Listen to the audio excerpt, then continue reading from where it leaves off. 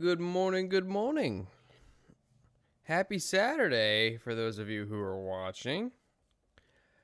You know what's crazy is that I get on here and I'm sitting here, I'm looking at the starting soon screen, and it says, it's like there's 7 of you in chat already. Like, you guys. That's amazing. I really appreciate you guys showing up for this. And I'm gonna put it all out on Front Street here. I've been up, well, I basically just got up, but I didn't fall asleep last night until like 3 a.m. So, I've had approximately about 4 hours of sleep. So, I am like in a kind of a fugue state right now. Good morning, eccentric oof indeed. It is moss in the morning. You know what? Maybe I should rename the stream. What are you playing, Bagels? Good morning, Clueless. How are you?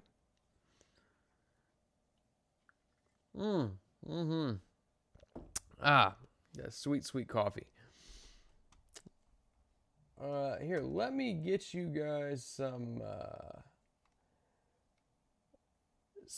good old music going, huh?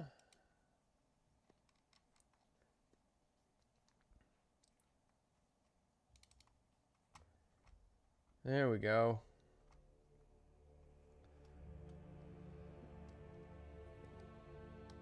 There we go. All right.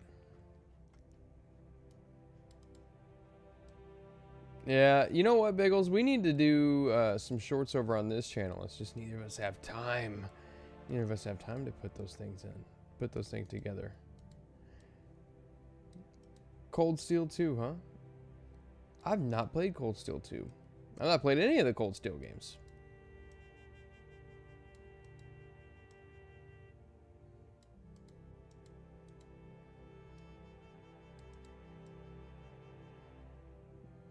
Oh, dude, no, I wasn't partying. I was laying in bed I laid in bed for like 3 hours after Strange Aeons. And I tried to go to sleep, and I could not. It wasn't happening. It just simply was not happening.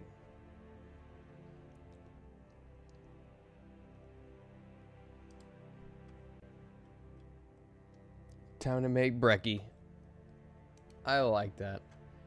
Brekkie is always good. It's always, always good.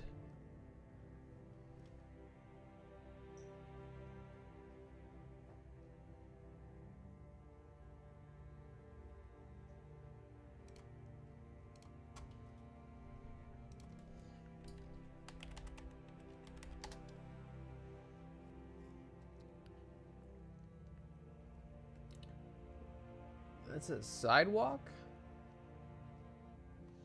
I just want concrete.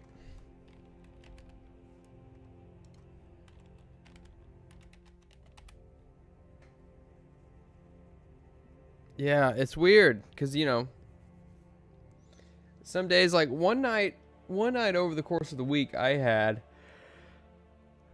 oh God, I had a Monster at like, it was like 8 o'clock at night. I drank a Monster just because I wanted to taste it, and I ended up downing the whole thing.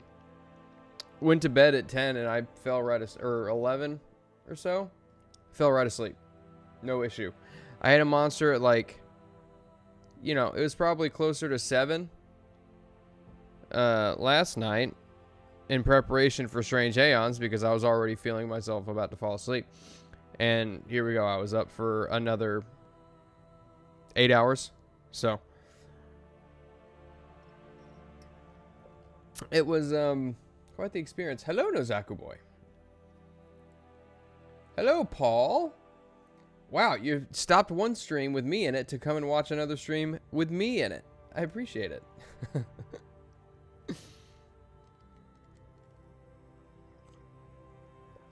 I gotta see if I can find, I need a sidewalk.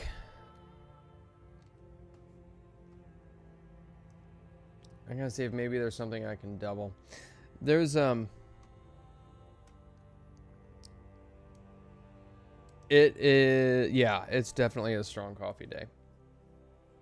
And I'm probably going to end up downing this, going to get another cup, and then making another pot. Or, you know, I've got another monster in the fridge that I could just pop open too. I'm down for getting about 500 milligrams of coffee first thing, or 500 milligrams of caffeine first thing in the morning. I'm not above it.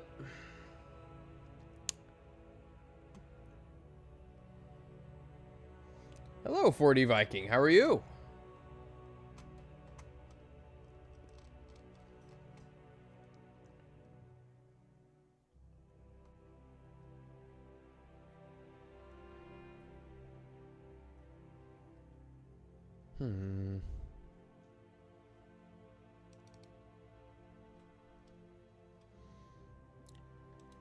I was looking around on the internet yesterday, and there was another program that had, I don't know if it was a program or what exactly it was, but it had like a ton of like modern setting assets.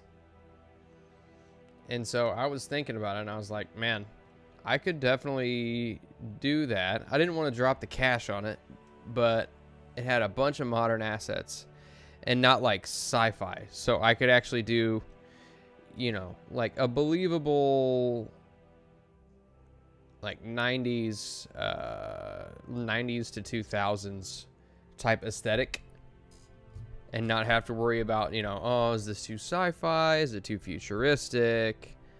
You know, anything like that. Is it going to look like Mad Max in the Thunderdome? You know, that kind of thing. Because I don't know. I mean, I guess I can reveal to you a little bit. The campaign I'm writing takes place in the 90s.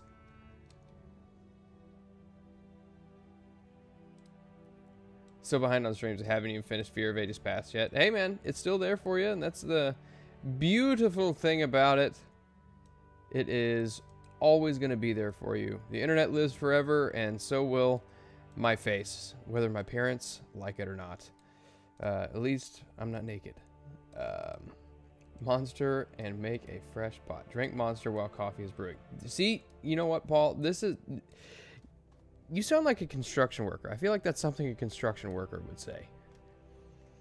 And then as soon as you're done with the coffee, you pop open the tiny little bottles of Fireball and pop it in with your Coca-Cola.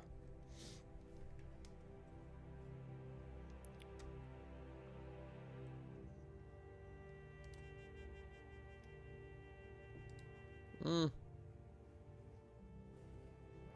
might change this wall, actually.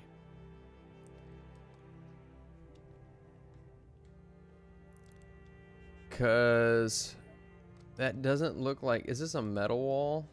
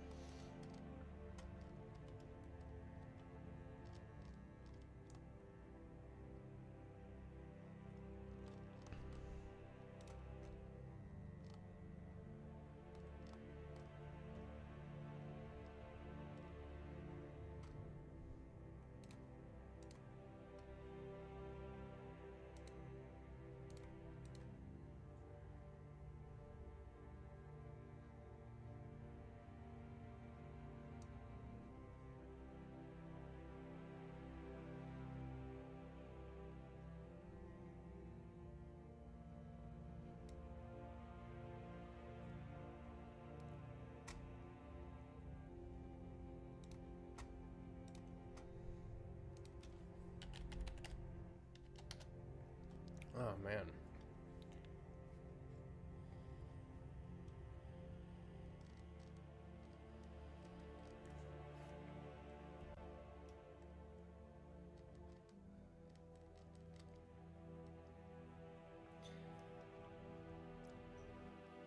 Wilson, the unauthorized biography of Tom Hanks. Good to see you, my friend. Hello, hello.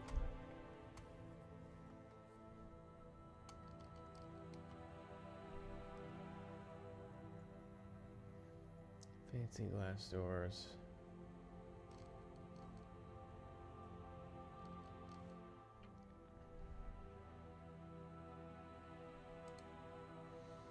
I guess I don't really have to be specific about, you know, what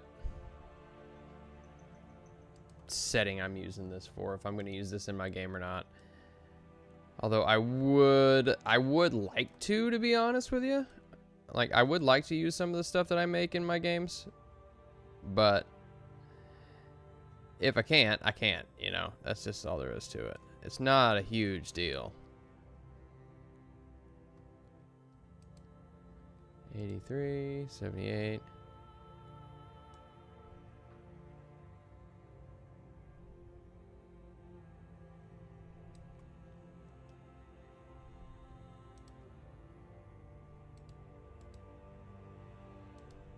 There we go.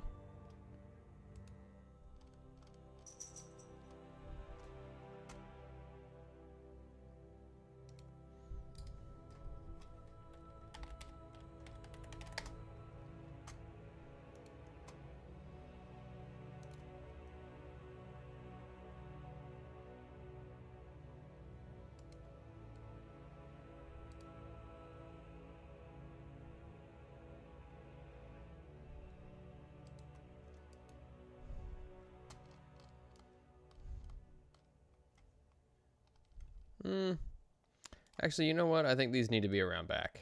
And I'll just turn them. You don't have to see the whole thing. Just know that they're there.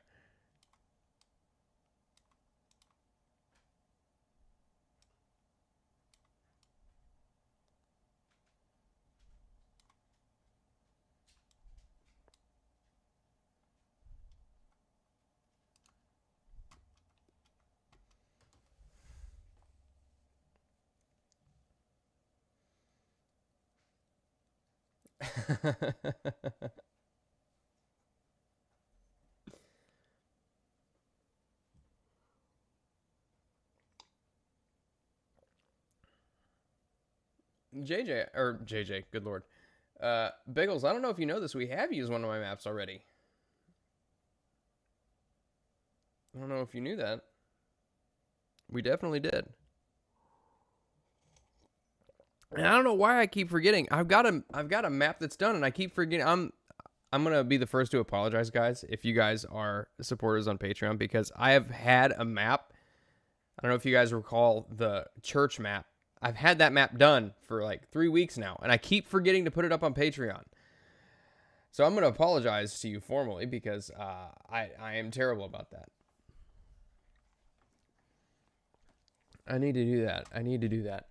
I'm also keeping an eye on my Amazon here, because for those of you who are not aware, I have purchased some upgrades thanks to my phenomenal performance at work.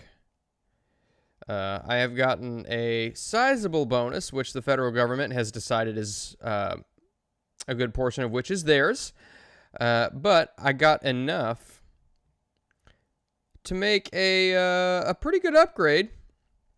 Not top of the line, mind you, but I'll be a little bit more competitive in the PC space. And I'll be able to stream a few more things should we decide that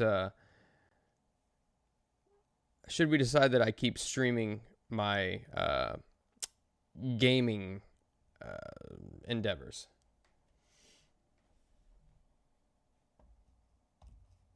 So I went and I got it's a Ryzen.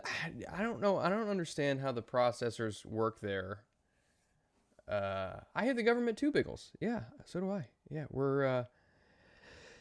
Yeah, we find commonality in that sentiment. I ended up getting it's a Ryzen 7 5800X.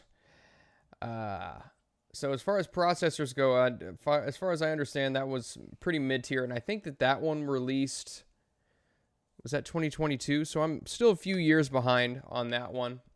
But, you know, it was relatively affordable. And then I ended up getting a 50 series graphics card. So That one was a little bit more expensive, but I decided to spring for it. And it's not going to be one of those, super duper developer strength graphics cards. It's a 5060 Ti, which I don't know. I don't know if it's good or not. I looked on YouTube, and I looked at the Amazon reviews, and the Amazon reviews were overwhelmingly positive. But I looked at YouTube,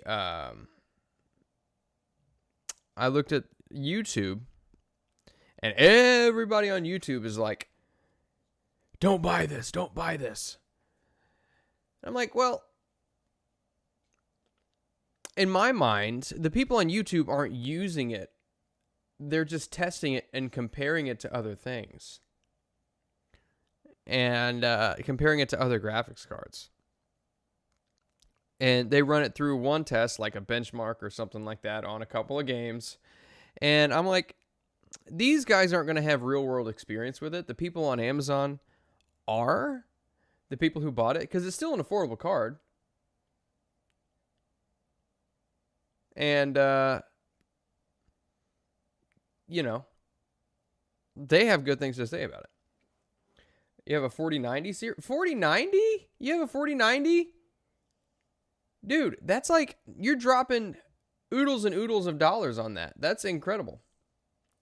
You can probably play anything you want for the next 10 years with that card. Of course, I don't know. Like the standards for graphics and lighting and stuff like that are getting crazy. I was playing BF6, Battlefield 6 on my PlayStation 5, and I assume that PlayStation and Xbox, the consoles, default to probably high or ultra graphics. And the lighting is just, it's unreal. That's not, they're not using Unreal Engine, so that's not a pun. But the way that they can get lighting to interact with objects now is insane. Like, we were talking about this before. Okay, Biggles. There's a line, and you're tiptoeing it.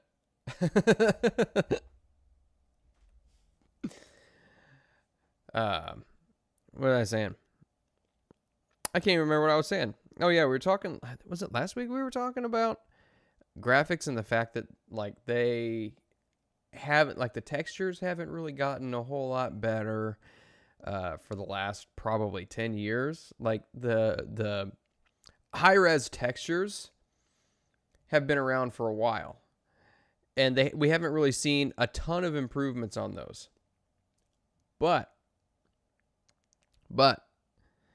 the lighting, the particle effects, the volumetric smoke effects, things like that are getting just out of this world. And it really, really is serving to immerse people into the games. Flame effects, I know even when we had the high-res textures, the flames are very difficult to get right.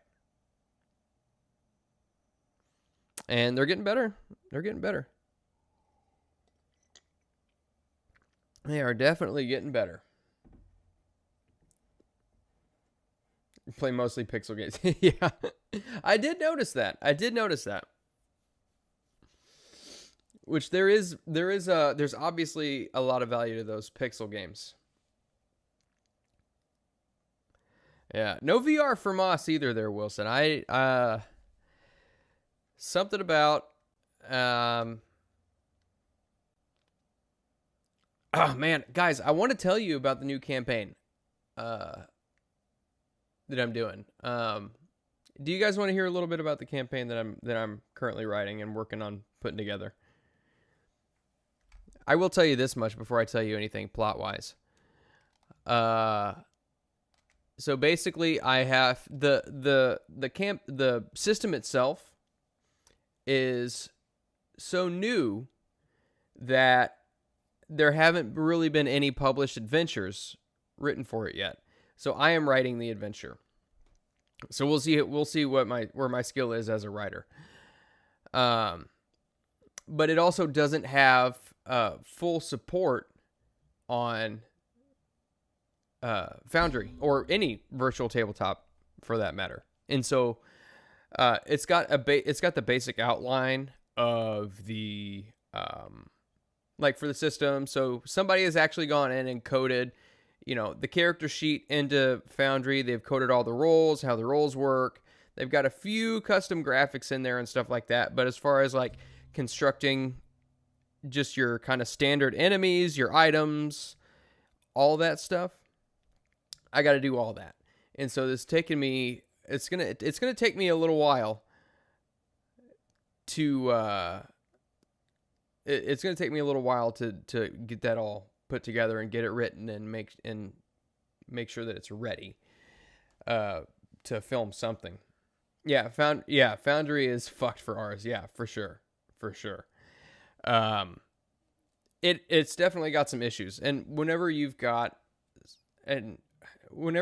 something that isn't officially supported, like 5th edition, or I'm sure that I think Call of Cthulhu is officially supported. They just don't have the official modules put in there, like the scenarios and stuff. But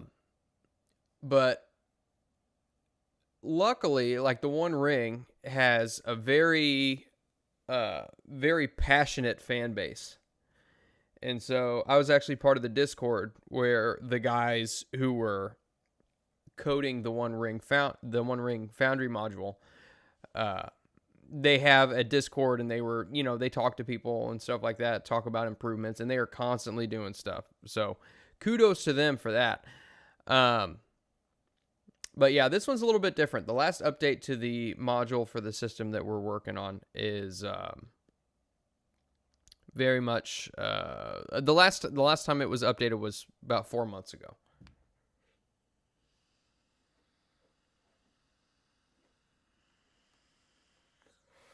All right. I'll tell you a little bit. So, as I said, the campaign is going to take place in the 1990s. But it's an alternate version of the 1990s. And it's kind of a dystopian setting where virtual reality has more or less, would I say taken over? Perhaps. Virtual reality is a major factor in the direction that society had headed. And man, I don't really know how much I want to say. But yeah, it takes place in the 90s, so you're going to see things like Burger King and Pizza Hut and, all kinds of real-world things.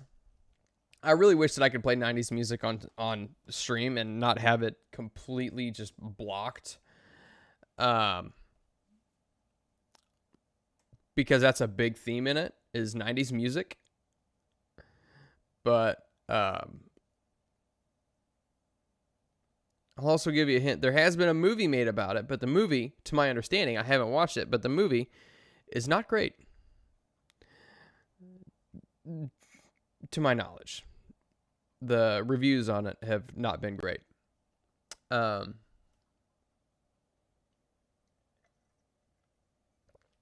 it is a stark departure from what we've done on here previously, because I mean, the campaign that I'm writing is serious, and I find it's very strange. I guess this is more of a chill stream than it is a map making stream, just kind of a talking stream.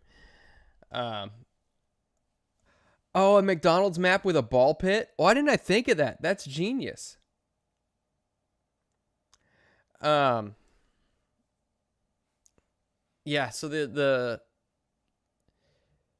I have this thing, I don't know why, but for some reason, the campaigns that I write and that I run, I tend for them to be a little bit more serious. But the characters that I play, obviously, for those of you who have seen me in campaigns, I can never take them seriously. I don't know why. I don't know why. It's just a thing. A Chuck E. Cheese map. And you know how difficult it is to find people who make maps in kind of a modern setting? It's just not a market that's very big. I've scoured the internet for such a thing.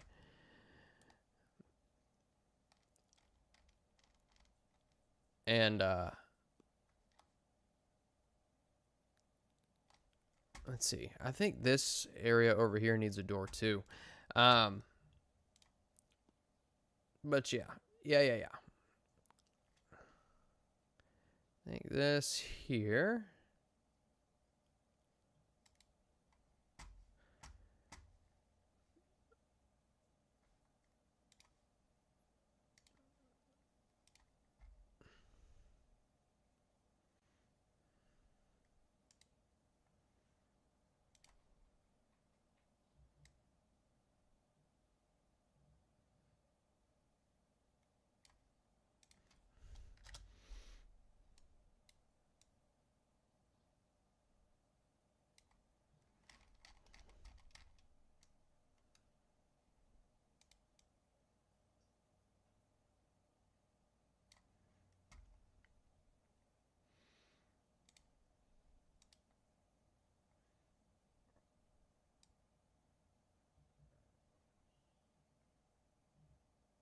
There we go.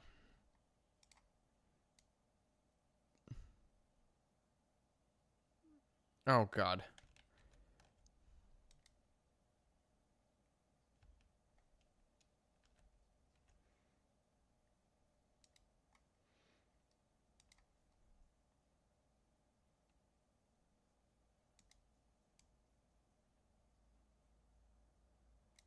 There we go. Yeah, that's good. That's good.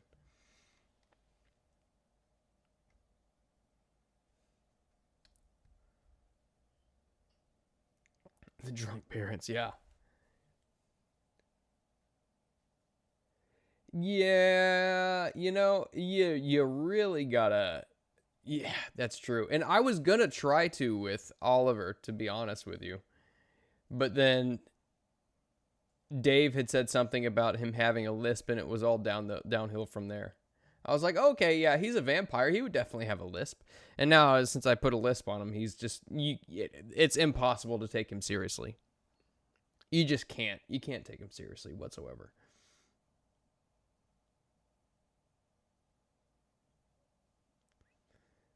It's not corrupting kiddos. It's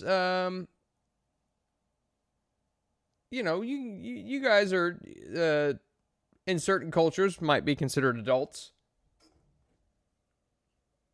right? Wow. Please don't clip that.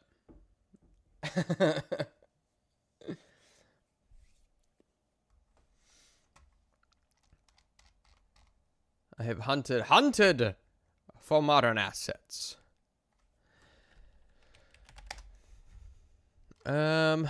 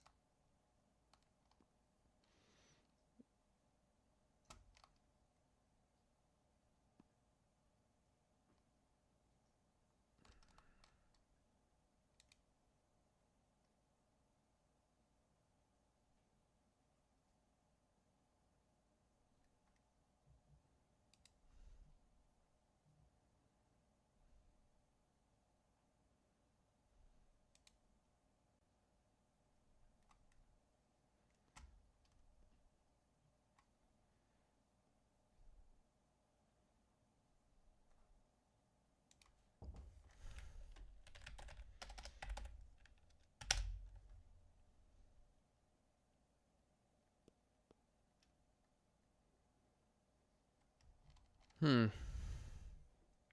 Let's see.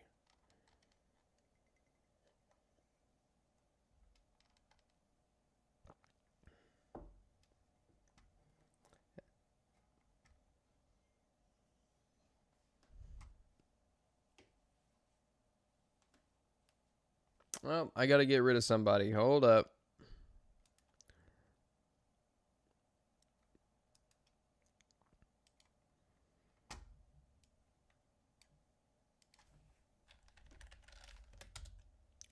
Oh, man. Honestly, I don't even know why we stream to Twitch anymore. We get not well. What do we got going on over here in Twitch? What do we got going on? I see we've got a bot. Hello, bot.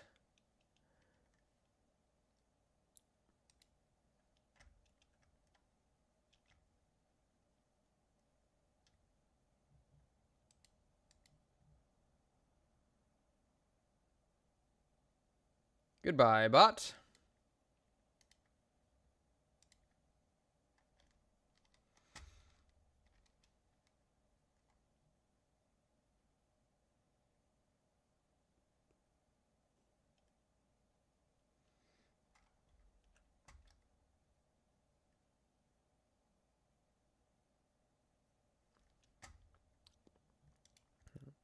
You just putting that out there into the ether, Sir Clueless? Yeah. I would imagine that pan-fried bacon does taste better than microwaved. That would make complete and total sense. Yeah.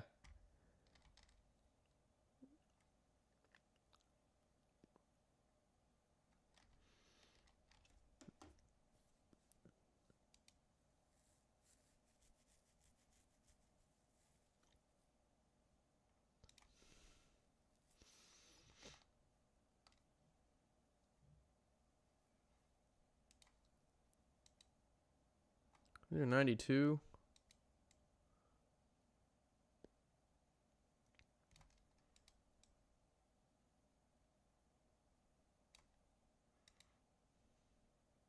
Dag nabbit, lost it already. Where are we?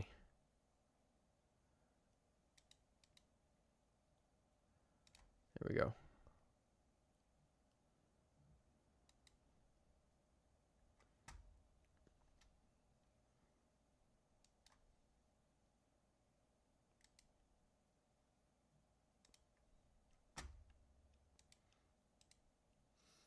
What are we on? Okay, so we're gonna bring these up a layer.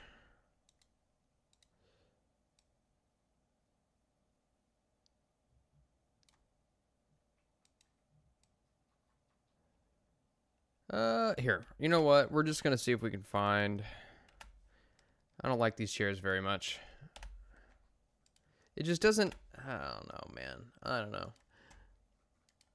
Maybe my imagination isn't cool enough for the whole sci-fi genre. Maybe I just don't get it.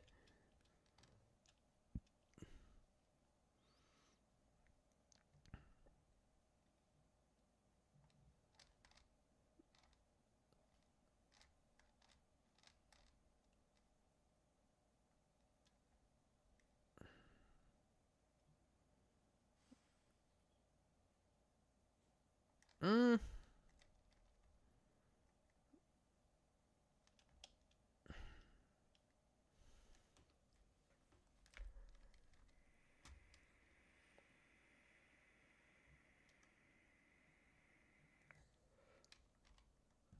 Let's see.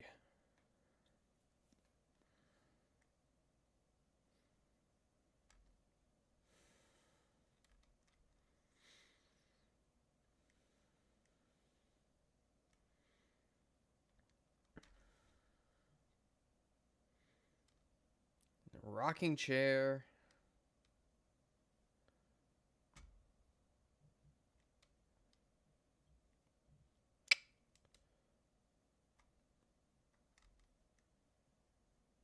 Hmm.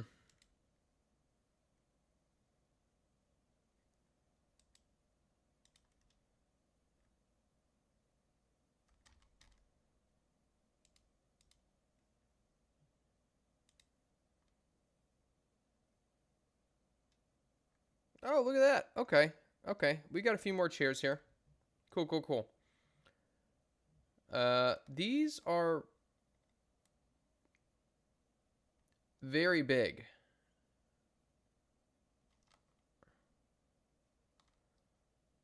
We're going to have to scale these down a little bit.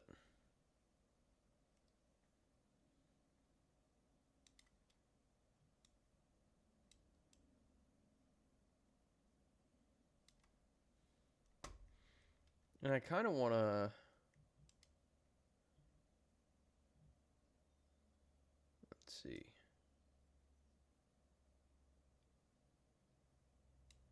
A little bit.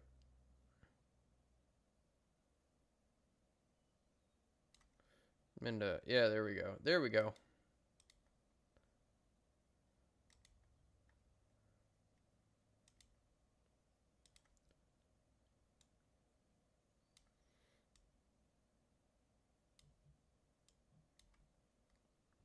Okay, I think we're golden now. We've got pretty much what we need. I think. That's not bad. That is not bad at all. What is an incredible omelet, Paul?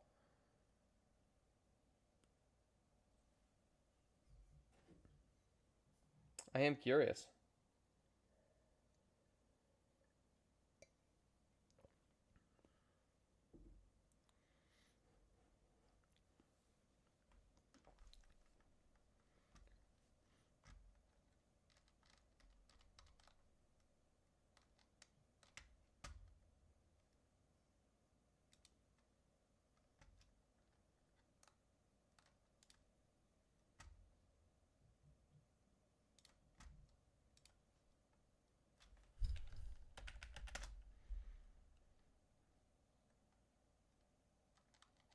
Let's see. Do they have half-finished plates here?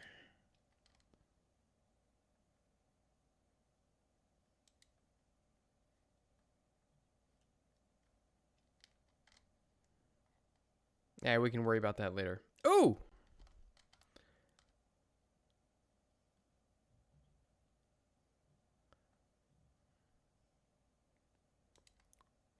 There's Kevin spilled chili.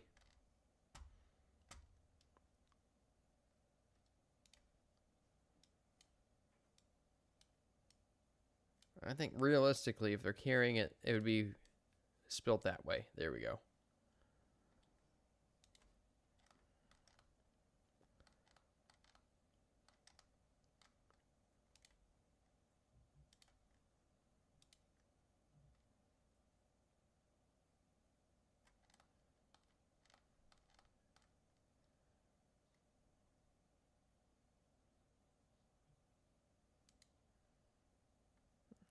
No, no, no. No, no, no, no, no. No, no, no, no, no. Here's what we need. We need to do this one. But, now, bear with me, folks. This is what we're going to do.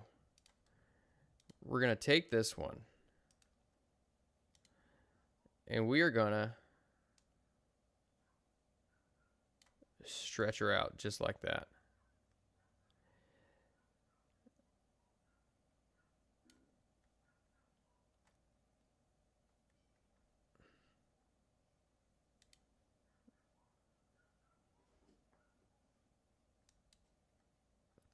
Speaking of which, what do you guys think of the new Cracker Barrel?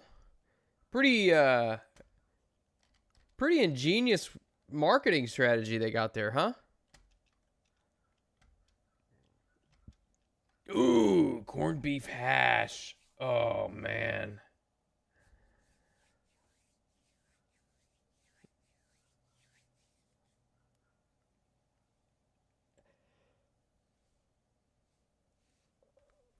Yes, that's exactly what I said, Biggles. That is exactly what I said.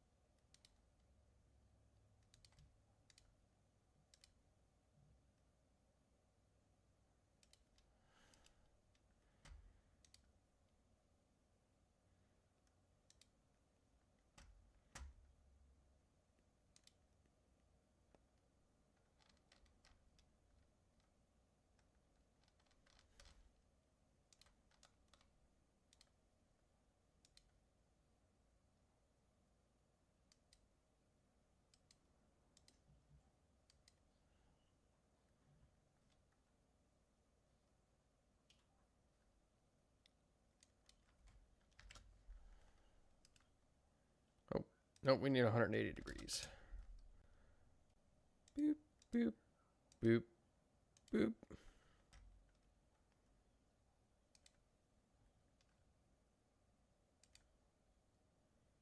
Ah, maybe that's a little bit too much. We don't need people at the heads of the table.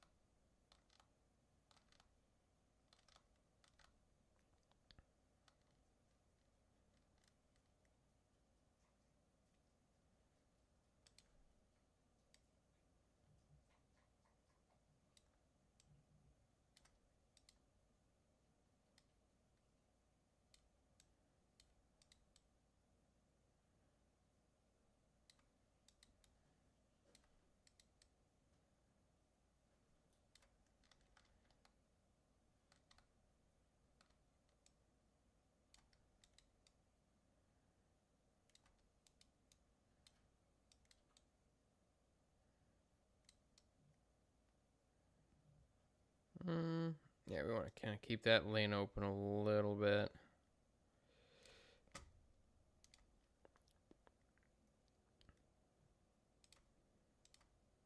I don't understand why this doesn't show up in my used stamps. That's weird.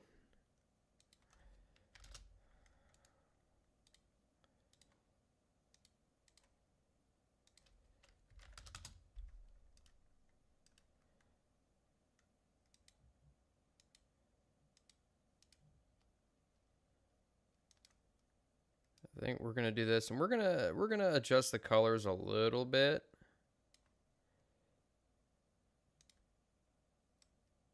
Here in a minute, but I want to get the table placement all good.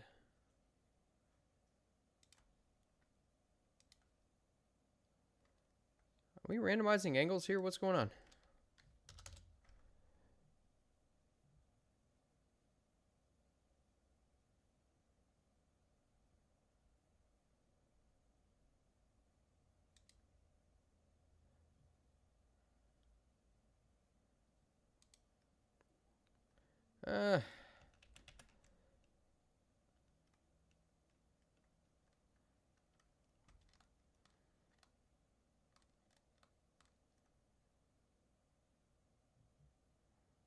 Let somebody go sit by the bathroom, because that's where everybody wants to sit at the restaurant, right? They want to either sit by the bathroom or the kitchen.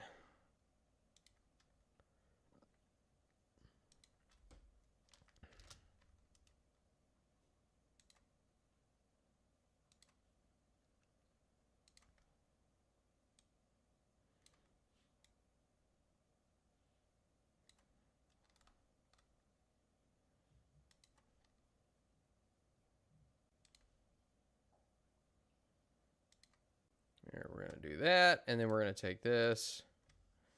We're going to shrink her down.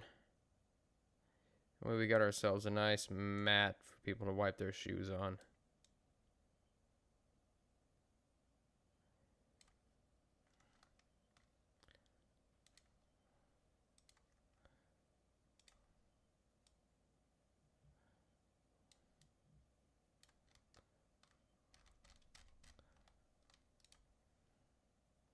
Why is this on -1 layer? That doesn't make any sense.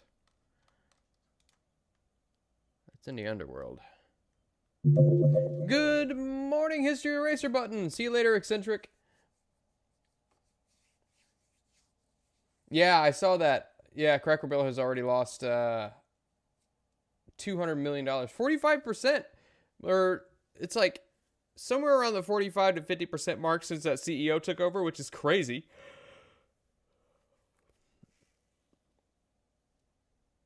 I don't know. Even like, okay, so you know what's funny? Even like the Democrats' X account tweeted out, uh, even we hate this. And that says something. Because they like all that. I don't know if they like it, but they advocate for a lot of the postmodern architecture and the new. I don't know if they specifically advocate for architecture, but you know what I'm talking about. Yeah. Well, I've only been to Cracker Barrel a couple of times. And it's usually like my family, when I was a kid, we would meet somebody somewhere. Meet somebody at Cracker Barrel, so on and so forth. It was never like a mainstay institution for my family. But I always did appreciate what it was and what it stood for and what it represented and stuff like that. Like, don't get me wrong, I like to go to restaurants and get a beer or something like that.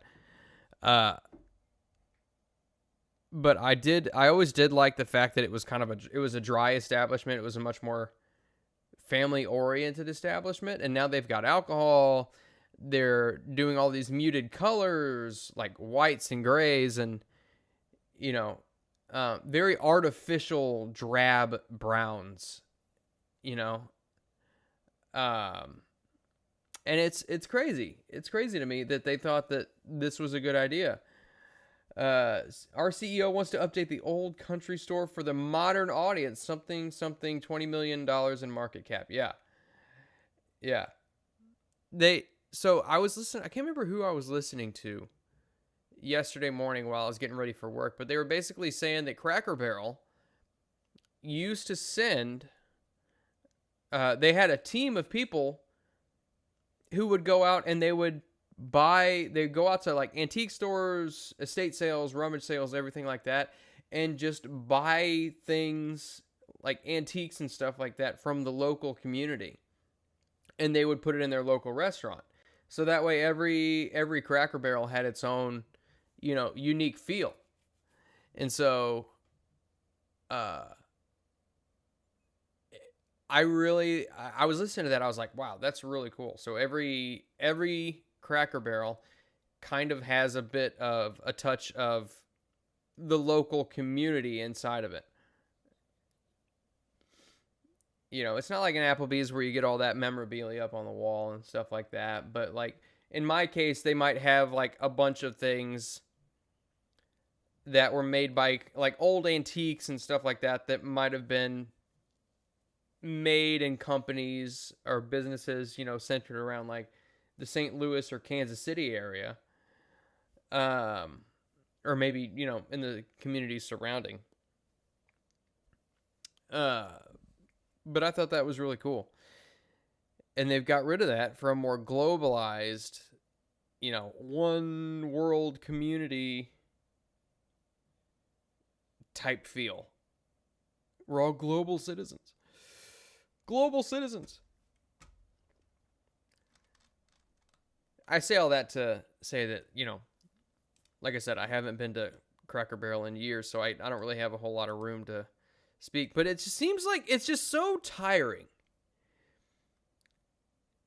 When I drive down the main thoroughfare of my city, of my town, good morning, Westward Smile. How are you?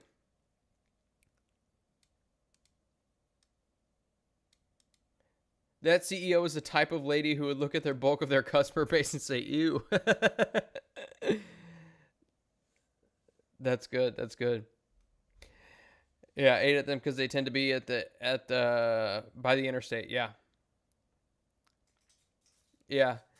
Well, what was I going to say? Yeah, like when I drive down the main business route in my town, which I live in a town of about 50,000, everything that goes up, every building that goes up is the same shape. It is indistinguishable from one another. Every fast food business that goes up is the exact same shape. You might be able to tell the difference between like, okay, the Taco Bell facade is a little bit off to the side of the building, whereas the McDonald's doesn't really have a facade. It's all kind of level, and the KFC has the facade that's like right in the middle that stands up a little bit higher than the rest of the buildings, and it's just like, but it just gets so tiring because it's just nothing has any uniqueness anymore. People used to be able to tell when something was being built. Oh, that's a Pizza Hut. Oh, you know what? Actually, I'm going to take this opportunity. I want to see if I brought it home.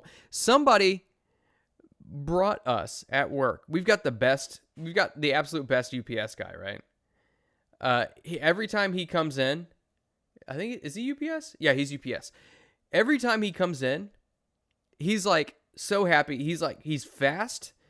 He hustles. But he's always like so happy to see everybody. The dude he gave us all lottery tickets.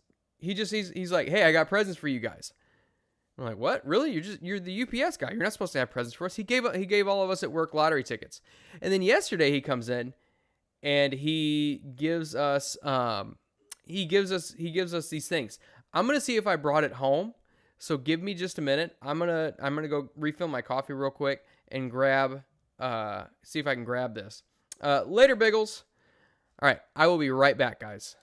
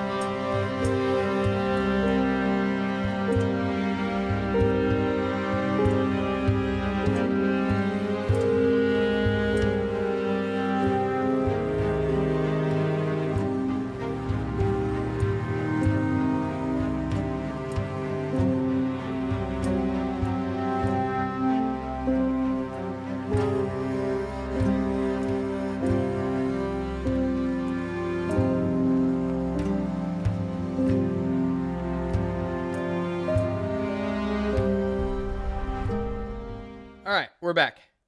Yeah. Later history.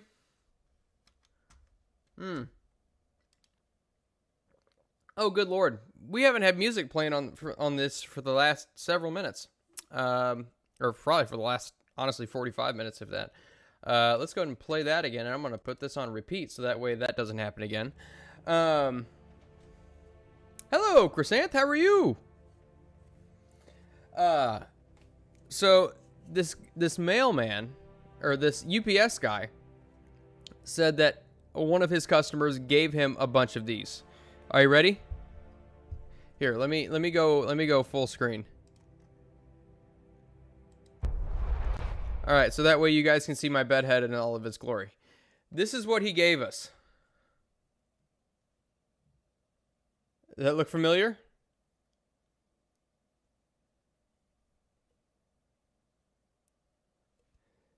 See? Coca-Cola, not a sponsor. This made me so freaking happy, man, that this is what you think it is, Chrysanth. Yes, this is what you think it is. My UPS guy gave this to me at work. He had a bunch of them, and he just gave them to us.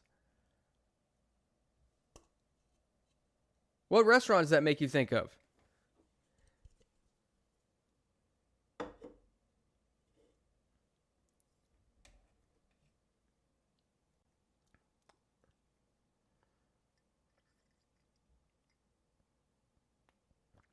Brings back memories of a time that was better.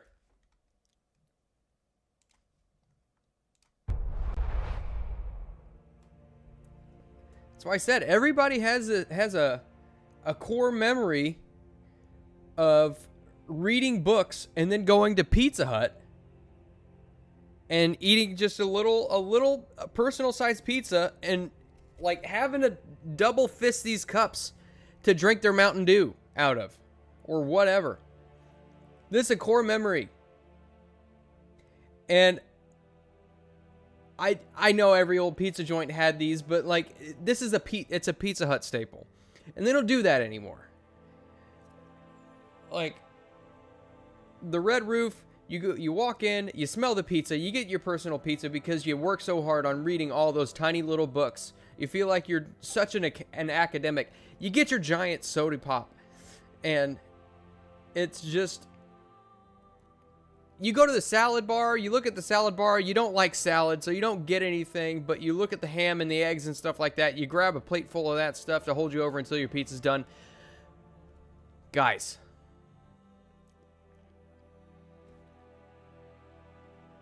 I can't tell you how happy this made me. I'm a simple man. And yeah, like a number of diners still use it and stuff like that. You know, that's why they still make them, because people still use them, obviously. But you know, core memory unlocked is what that was. That was that moment.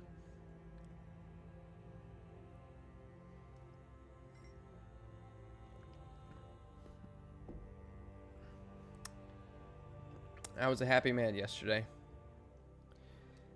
And, here, bear with me because I got to put some Orajel on.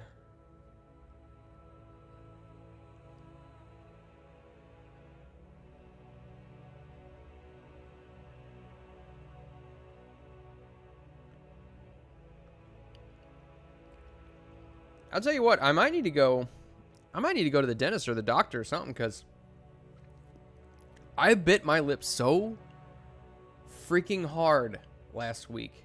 I didn't bite through it or anything like that, but like I bit my lip so hard it still hasn't healed. And it's just constant. It's constant. I always have to have Orajel on it still from a week ago.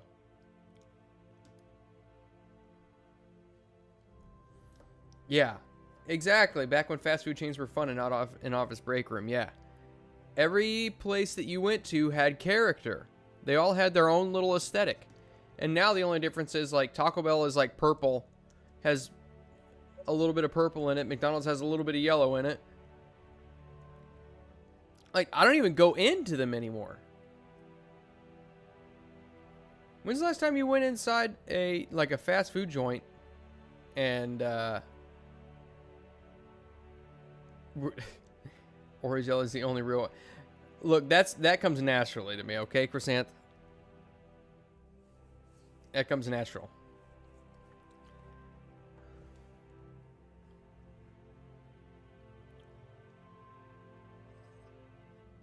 Although it stands to reason that you would think that.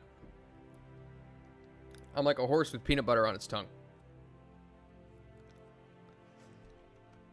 Actually, not like a horse at all with peanut butter on its tongue. I don't know. Like I said, I've gotten 3 hours of sleep, so.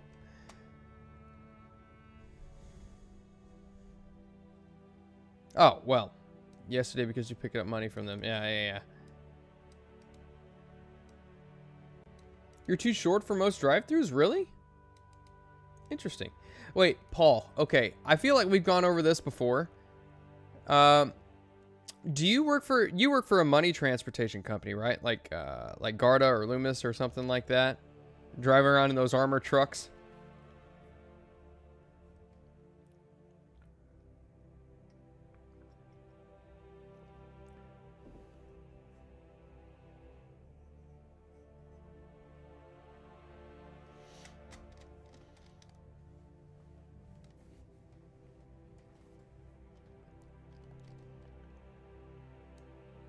Oh, dagnabbit. Brinks. That's right. So,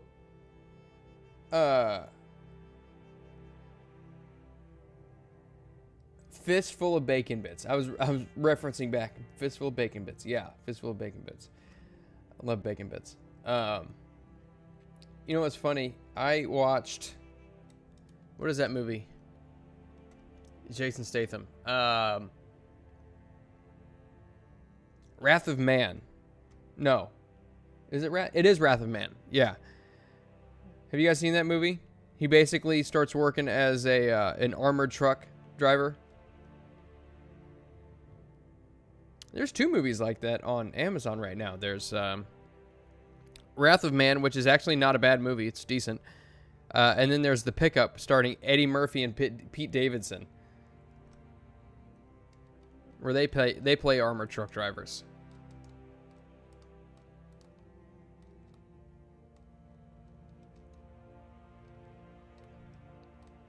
My mom was a vegetarian for the longest time, and she used to get the vegetarian bacon bits.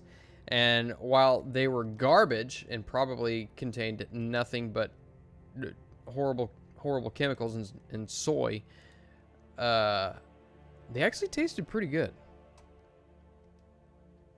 They were extremely salty, and as a kid, I enjoyed them quite a bit. I think trying to think here.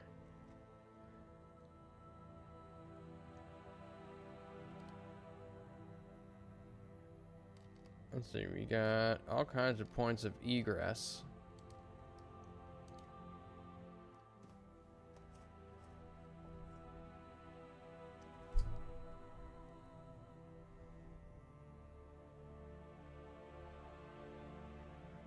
Come on, Amazon. I'm like waiting on bated breath. Arriving today between 2:15 and 5:15 p.m. Okay, so I'll have enough time, hopefully, to put my computer together and not break everything before Star Wars. I've not been so excited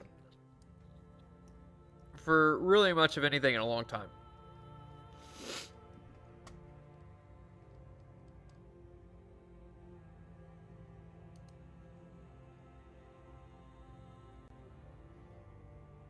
Oh, here we go. Here we go.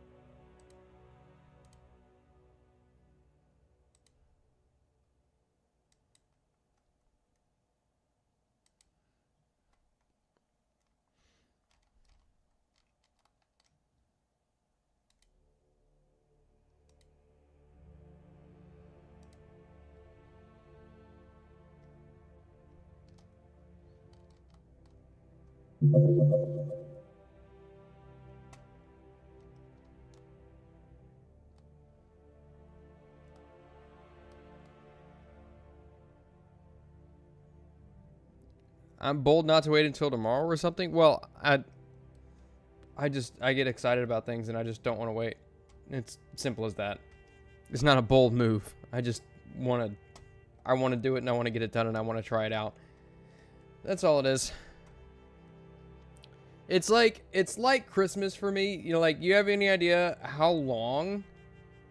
Like, I've been bitching about my computer basically since Junkyard Heroes.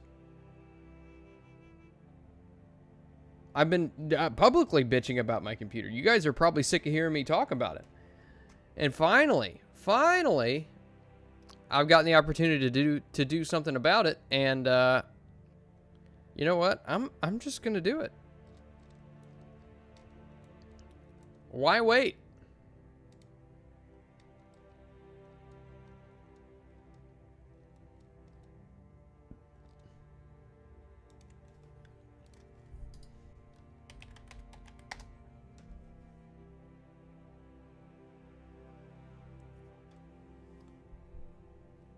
Hello, Biggles. Welcome back. Yeah, since the beginning, exactly.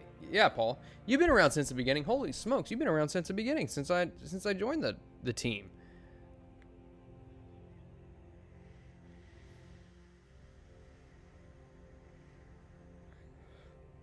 How long have we been going? You know what? I actually let me I'm gonna pull that up and see how long ago was that?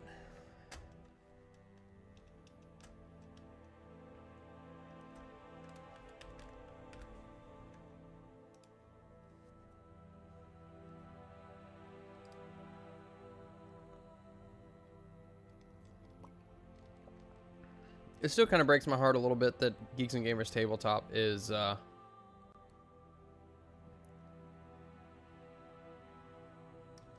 done.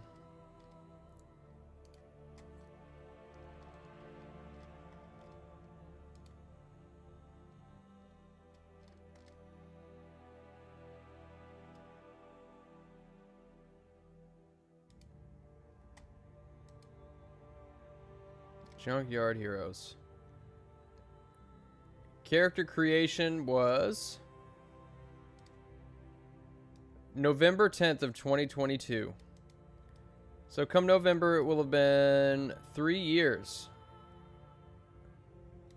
since I hopped on the team.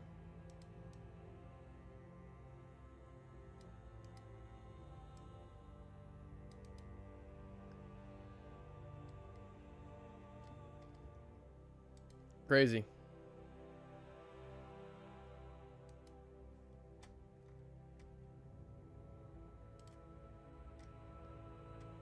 Absolutely crazy.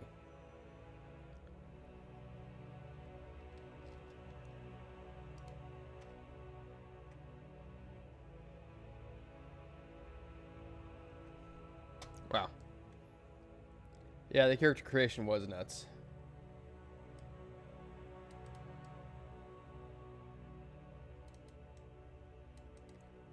People are still chatting a bit over on the last post? Really?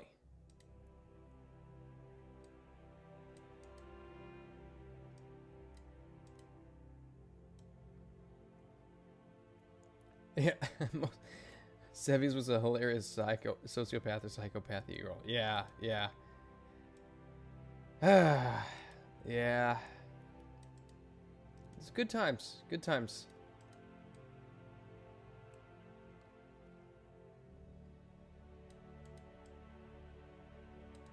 Yeah, I remember you telling me that, Biggles.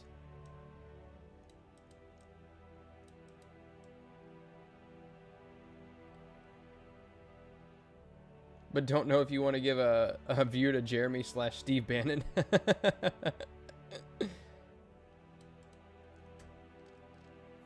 I still watch Jeremy's live streams every once in a while. His Cobra casts. Yeah, if you want more Starfinder, I think JJ is the one to talk to you about that. JJ is all about the whole Pathfinder, Starfinder games.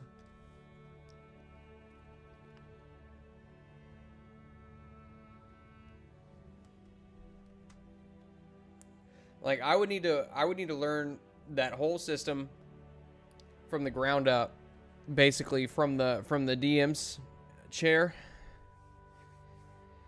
And that is just that's a tall order, my friend. That is a tall order.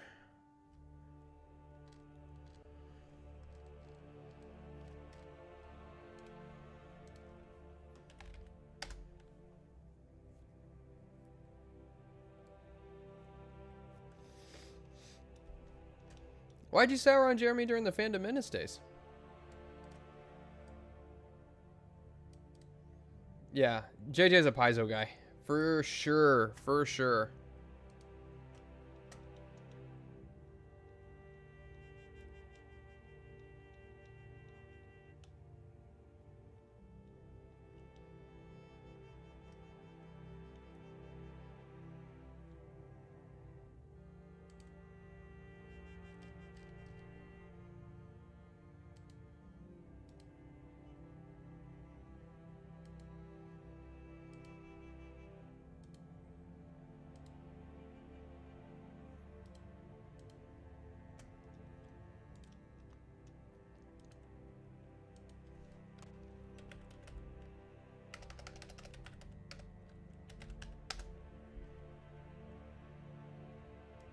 cutlery. Here we go.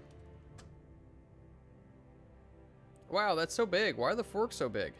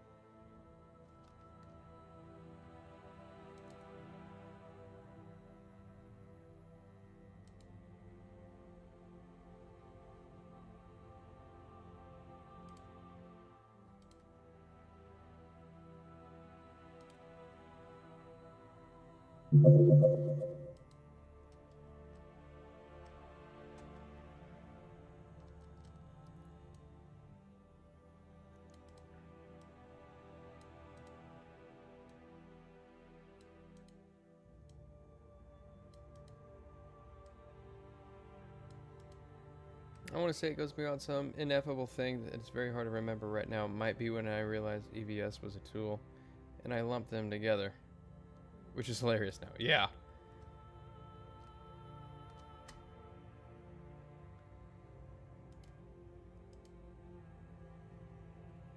Oh. We want to make that a little bit bigger. What was it? 90... 87. 87. There we go.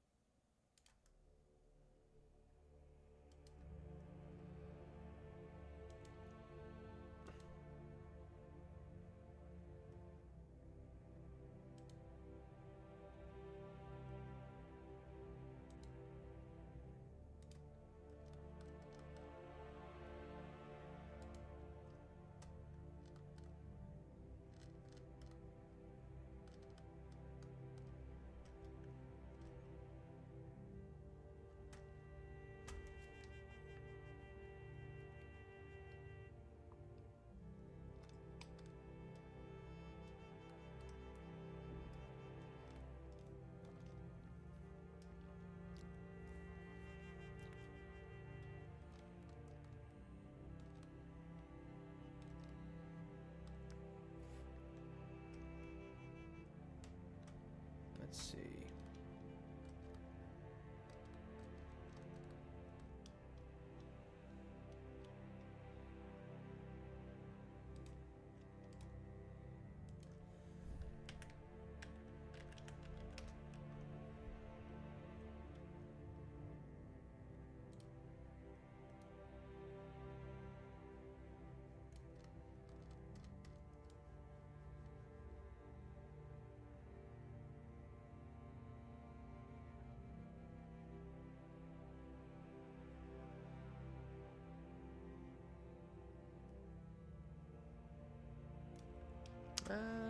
Let's see.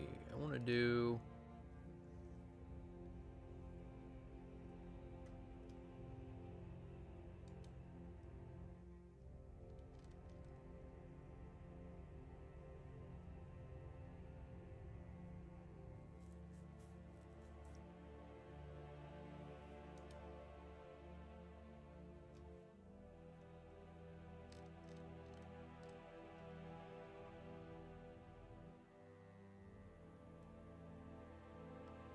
can't even make a sidewalk.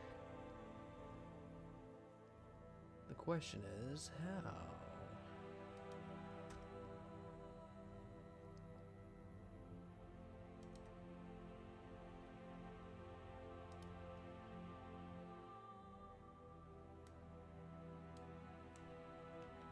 Actually,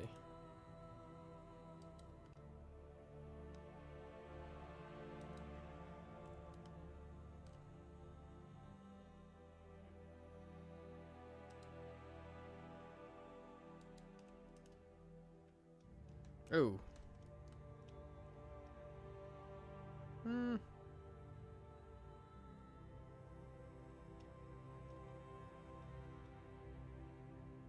See, you know what gets me is like, okay, so I make this edge, right? And this here rounds itself out, but this doesn't. You see what I'm talking about? This here. That didn't make any sense. This diner, I'm using it as a, it's regularly in use. So this is an active diner.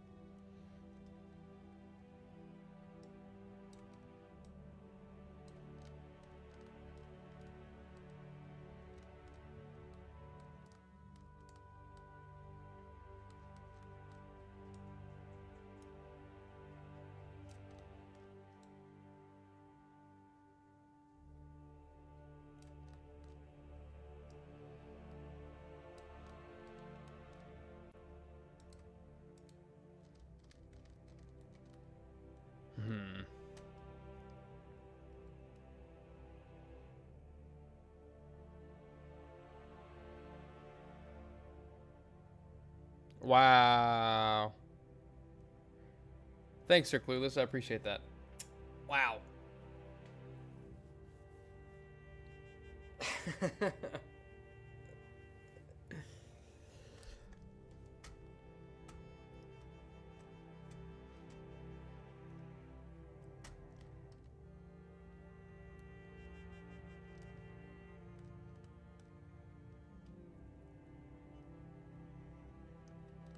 Let's see.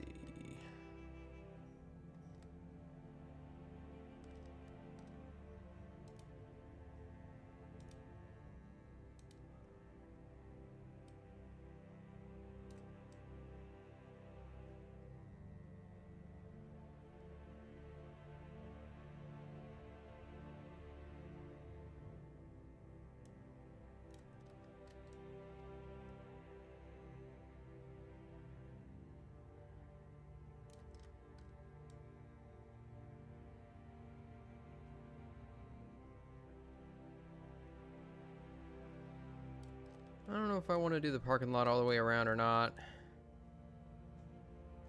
Here, cover that up a little bit. You see a little brown there. There we go.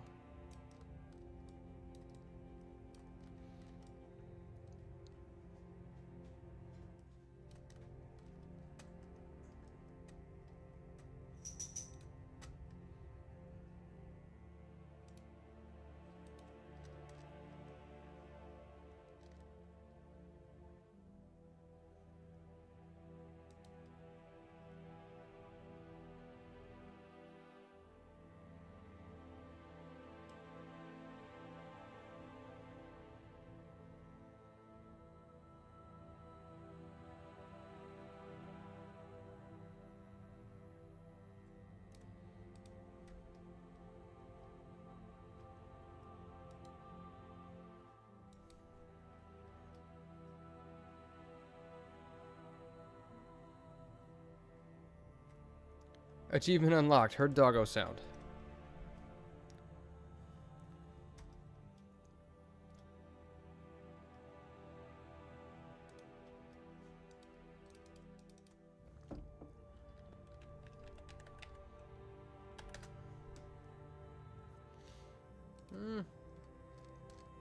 Pretty sure there's... Here we go.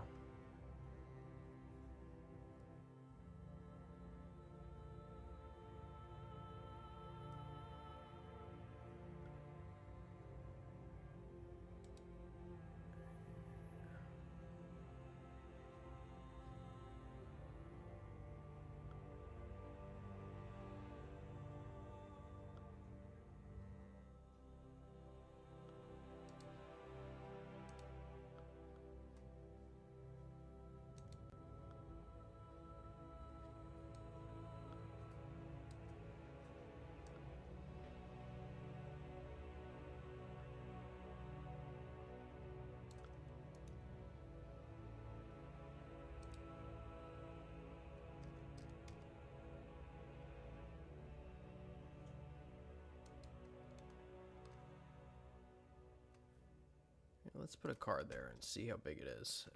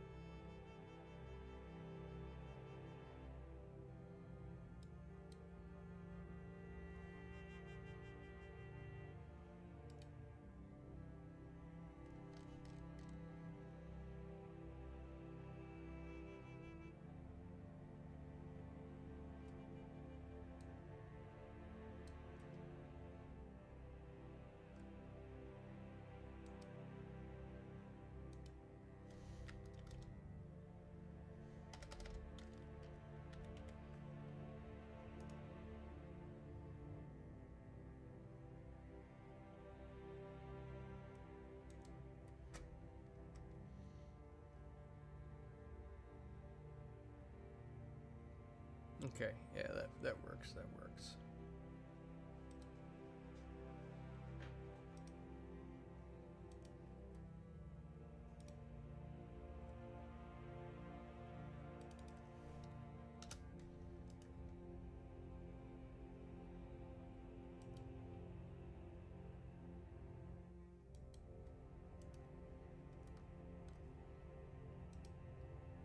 Okay, I think, yeah.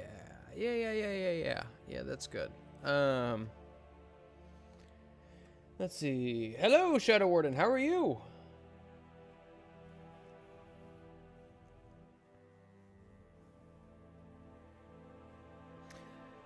Ooh, that is a great question. I don't know. What am I worth? I have no idea. Probably not a whole lot, honestly. I come with a lot of baggage.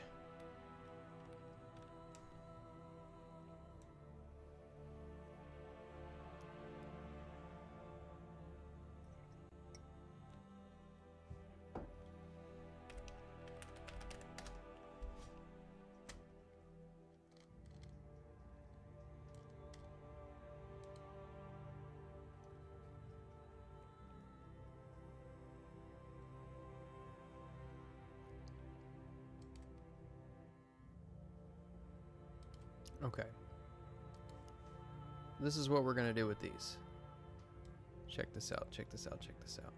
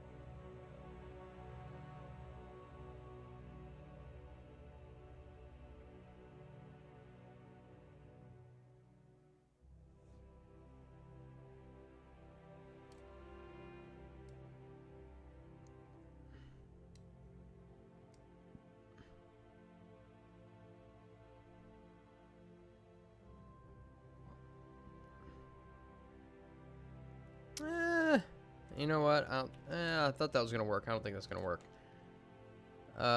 Let's do this.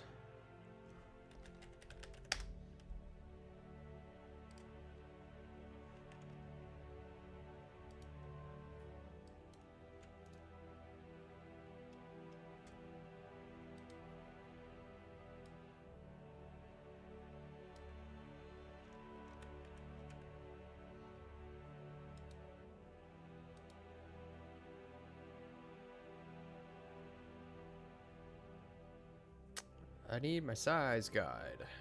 Let's see. Oh, here we go.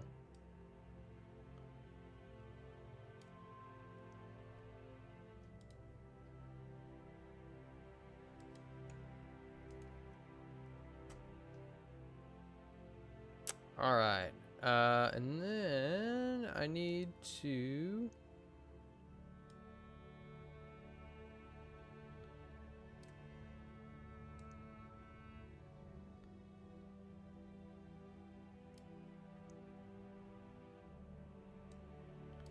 I guess I don't really need to have it a certain color, but... yeah.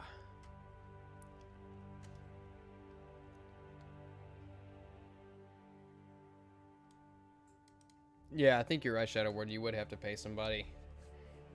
Oh, Biggles would pay 10 bucks? Oh, that's more than I thought. I appreciate that, Biggles. Probably have a lot of upkeep when I'm drunk. You have to stop me from running into melee.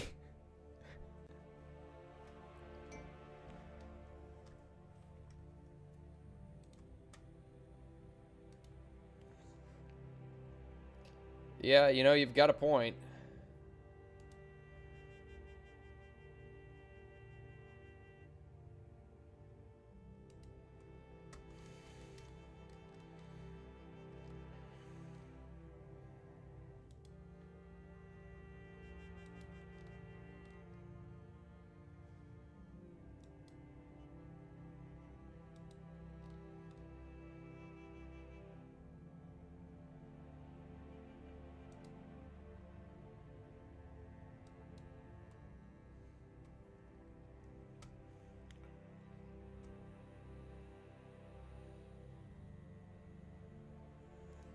You know, I only...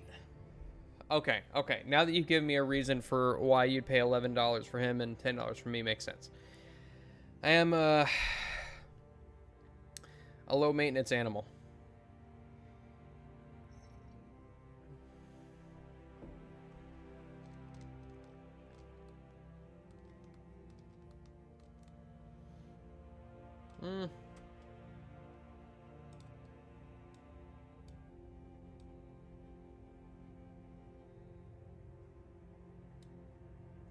There we go. Oh, no. Let me move it out a little bit.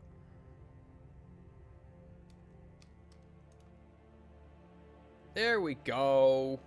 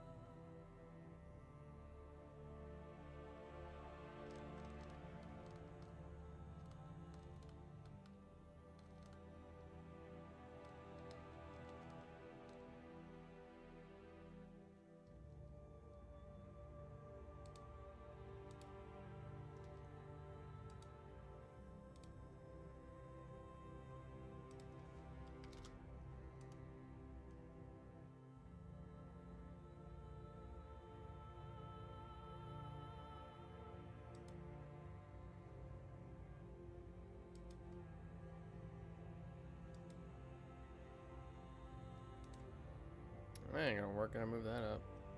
There we go.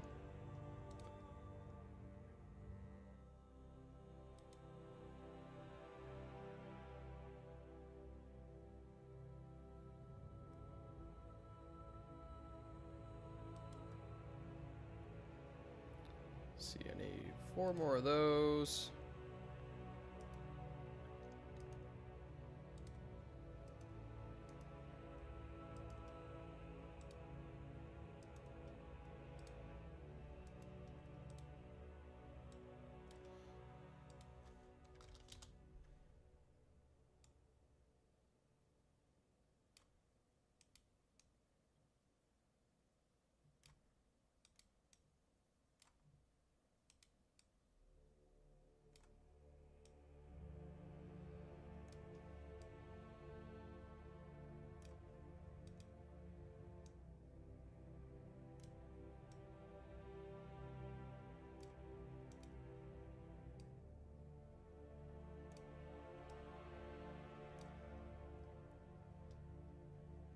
There we go.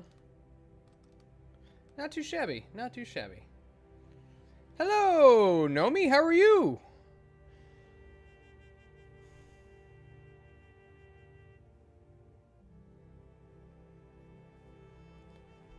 Yeah, that's exactly what I was going for, Chrysanth. I fully plan on having somebody else double parked. Because there's always that asshole. Pardon my Francaise.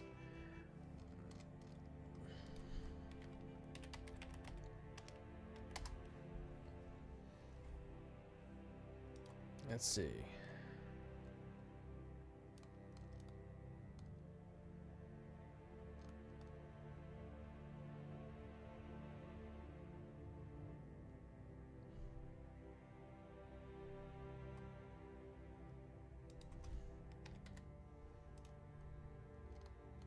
What was this? 90, 92? No, it's 85. We want...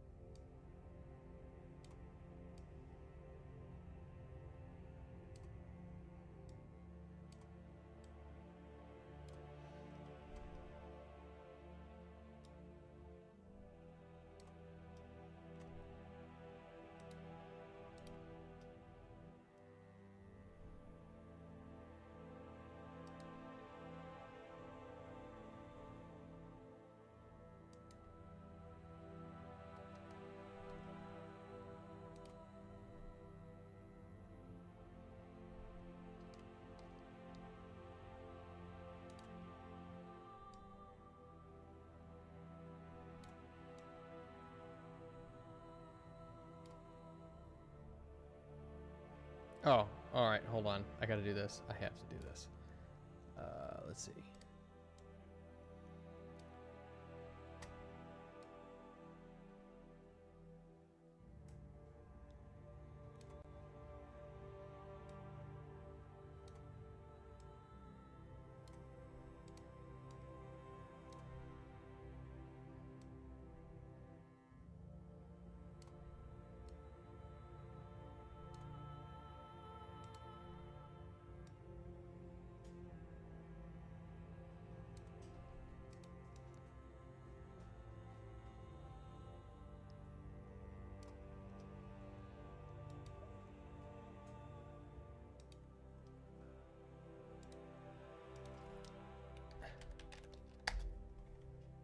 No papers. Let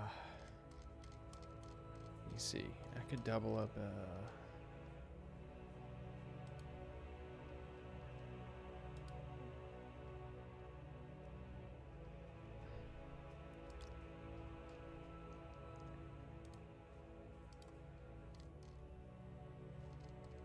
Hmm.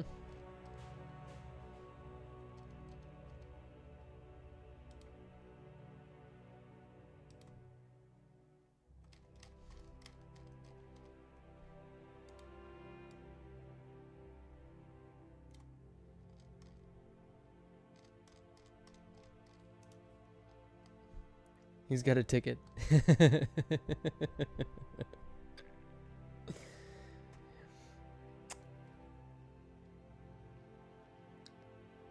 Yeah, I never eat breakfast before these streams. Never do. And I'm like, right now I'm like, oh, I need to get to the gym. I wanted to get to the gym ASAP, but I'm also really hungry. So I'll probably end up eating. And then I'll sit around for a minute. And then I'll go to the gym.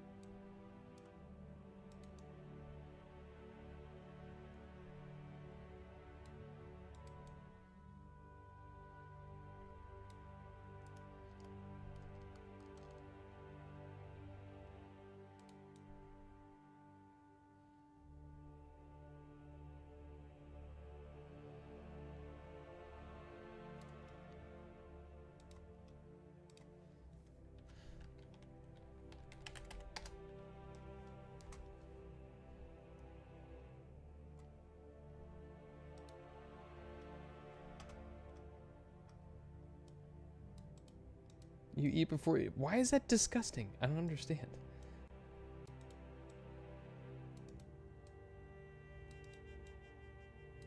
You have a party? What is it, a birthday party?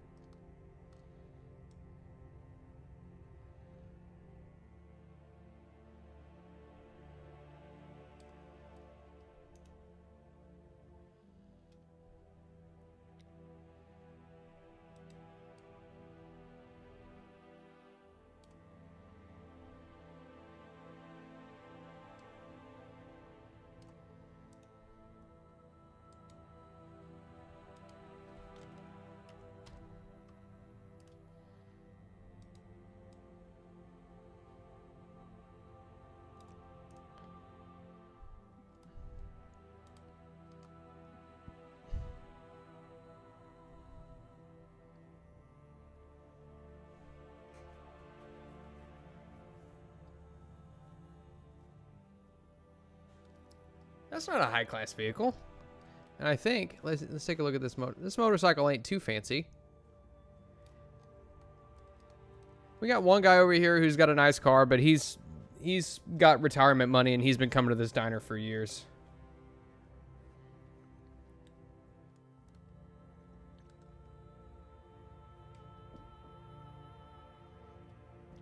He's basically, he's basically a boomer who voted more money into his pocket when he was working and then voted more money out of everybody else's pocket when he retired. So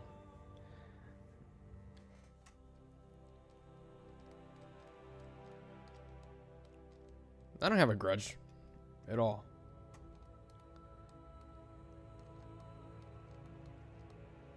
Like, why would I have a grudge against the largest generation of people having a majority of the voting block and then voting for their own benefit as opposed to society as a whole? That's ridiculous. I would never hold a grudge against people for that.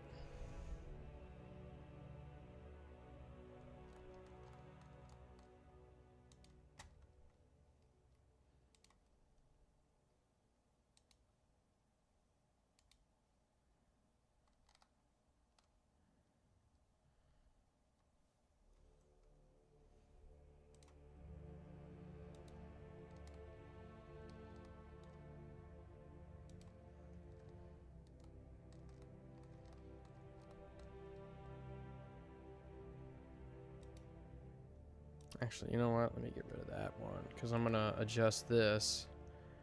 We're going to make it, give it a 62.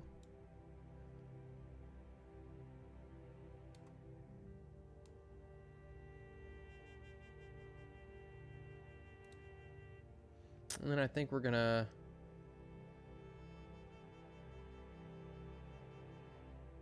Actually, that's probably about right.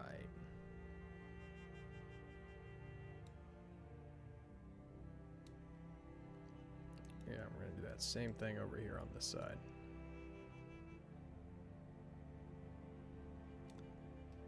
There we go. Actually, no, that needs to be a little bit bigger. A little bit bigger.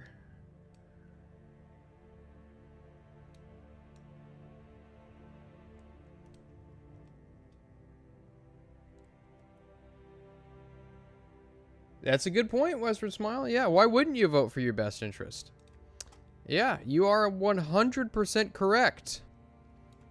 This goes to show that people vote selfishly and they vote money into their own wallets. That's why whenever you promise somebody something, you see so many politicians going in and promising this and that and the other thing. When they, like, nobody... I feel like Trump was an anomaly, honestly, because he ran on voting things out of people's pockets.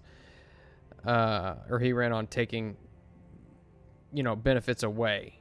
Most of the time, it's backwards. Politicians who promise people things tend to get elected. Promise to give people free shit tend to get elected.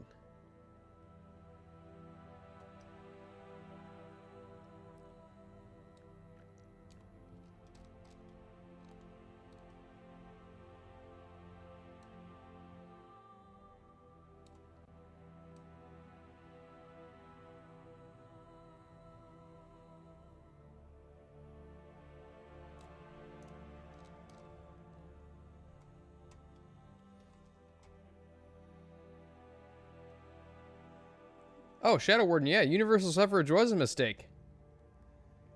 People who don't have any stake in the direction of the country shouldn't have a say in it. I think everything worked better when it was just landowners.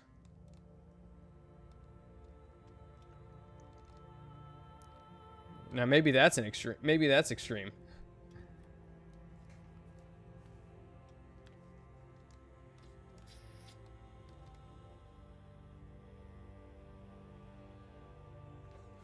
Because, like, if you've got people,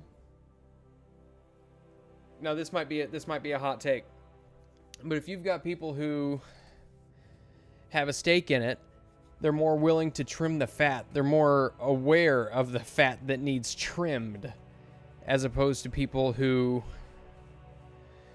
you know, it's like, because that's how you get things like no fault divorce. That's how you get things like, you know, basically unrestricted, you know, entitlements, things like that.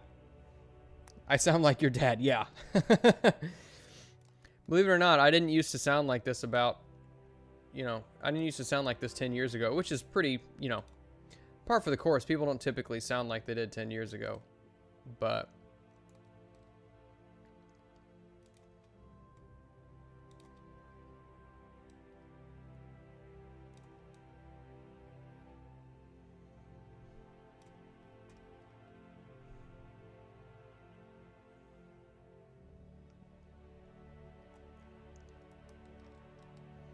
yeah, yeah. That's just how it works, and it sucks, but that's how it works.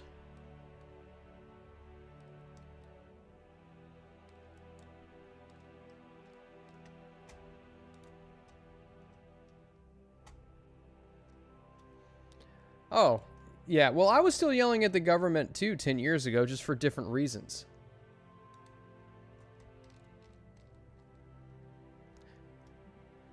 It's funny because used to be here,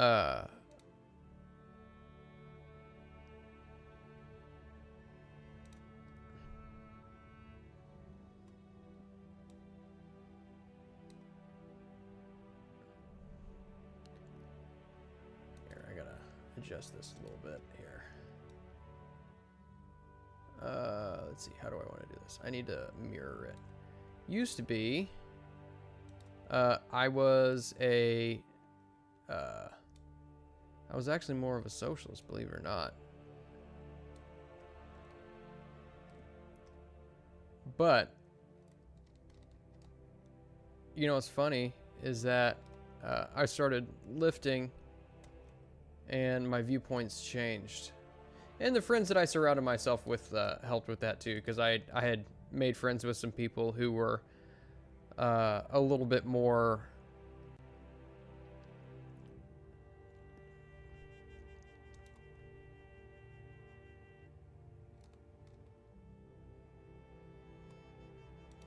libertarian minded.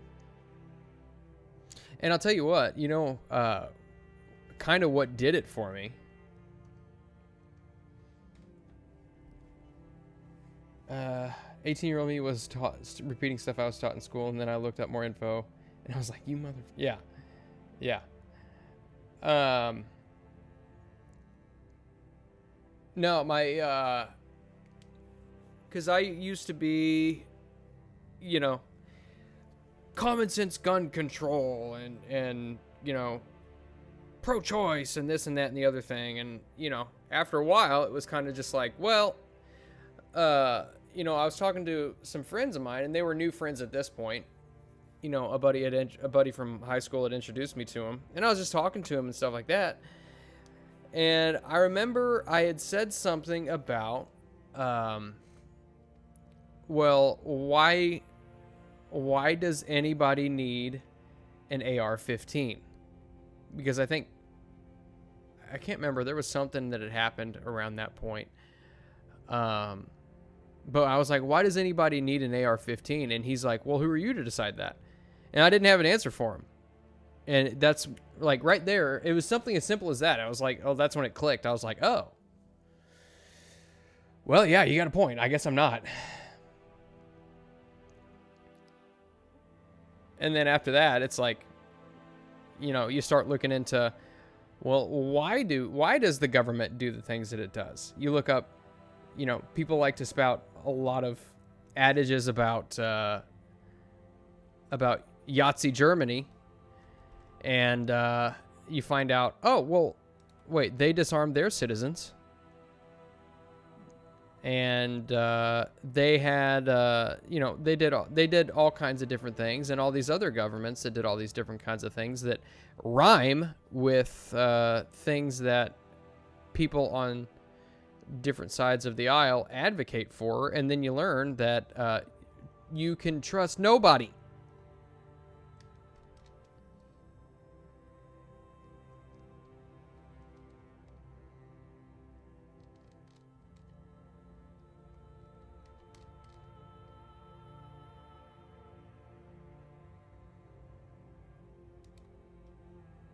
Oh, that's big. That's massive.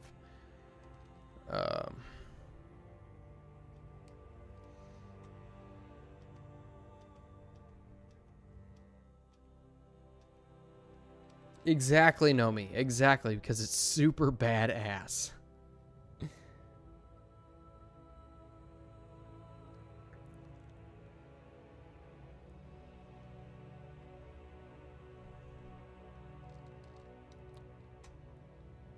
Exactly. I'm glad we're all of a similar mindset here. You guys are cool. You guys are pretty cool. You know that?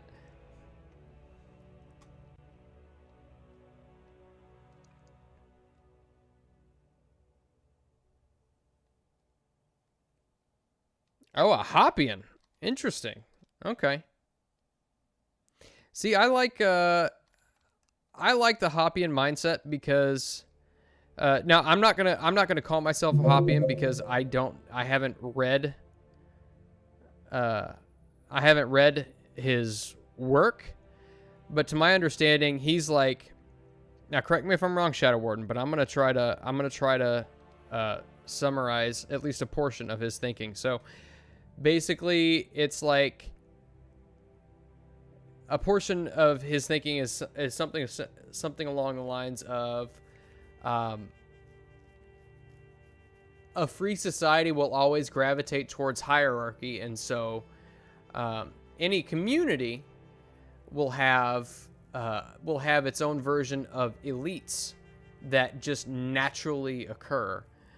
But the idea is to get the communities small enough to where those elites don't have quite the amount of say as the elites do now. So, for example, you have like school boards and things like that, which would be, you have like the school board superintendent or something like that might have a little bit, might be about the, I don't know, where am I going with this? I'm trying to remember exactly, because I was listening to Dave. No, it wasn't Dave Smith. It was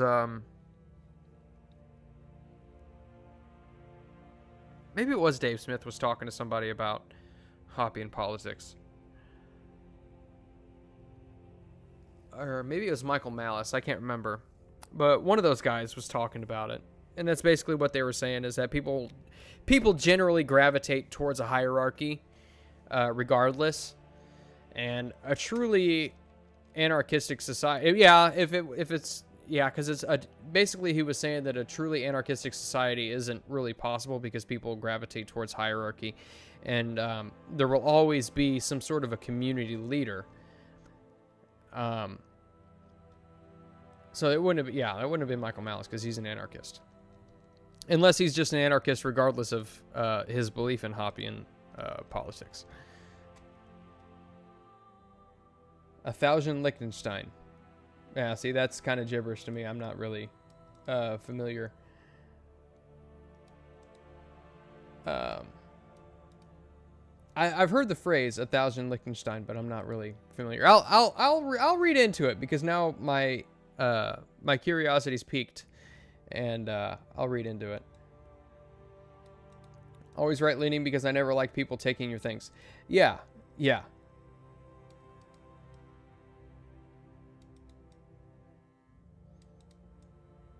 Yeah, I tend to agree.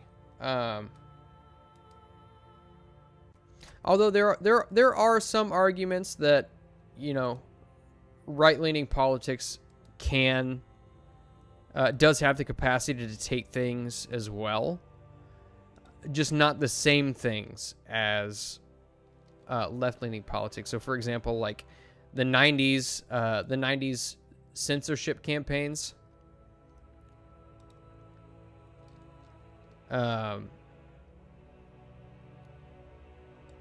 You know, things like evangelical rule and things like that, like, which anymore, honestly, I'm not even opposed to, because, you know, the founding fathers basically said that the Constitution was written for a moral and just society, and we are no longer a moral society. And it's arguable that we're even close to just. And so, you know, anymore, here I am spouting my opinions. This does not necessarily reflect the opinions of Tales from the Dragon's Tavern, although it probably is pretty close. But yeah, we're definitely not a moral society anymore. And so some sort of a moral enforcement might be required. Although I would prefer, if it were up to me, I would prefer a more of a social shaming convention like we used to have.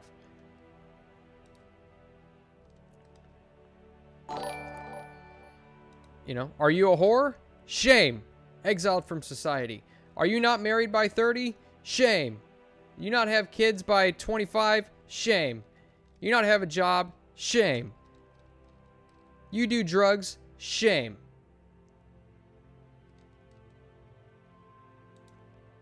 Of course, it's kind of... Gregan's Game Gallery is now following. Thank you for the follow, my friend. Thank you for the follow. Welcome to Saturday Morning Map Making, where I talk about politics and make TTRPG maps.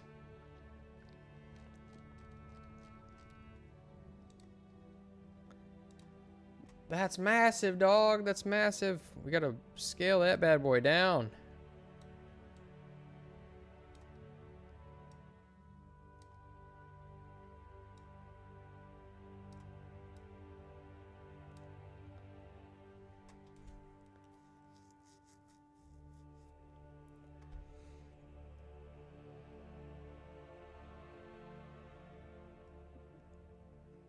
Like, short of all the sacrifices that the Emperor of Man requires, that might not be a bad idea. There's a reason that Mankind is so popular in 40K.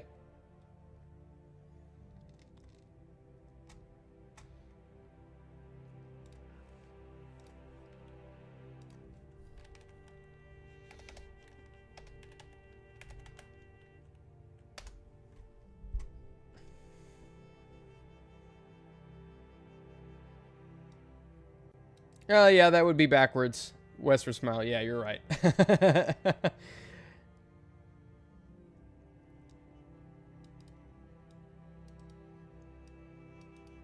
But I mean, shoot, I would fall into that shame, you know? I would be shamed like in that instance. So I'm invoking shame on myself in that instance.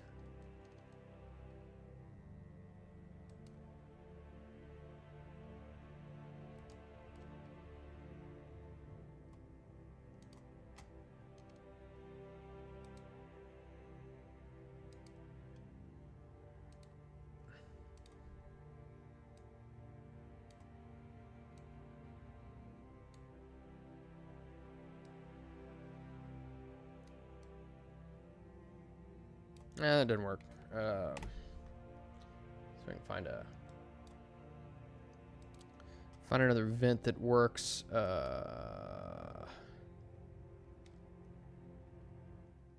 Like a wall vent.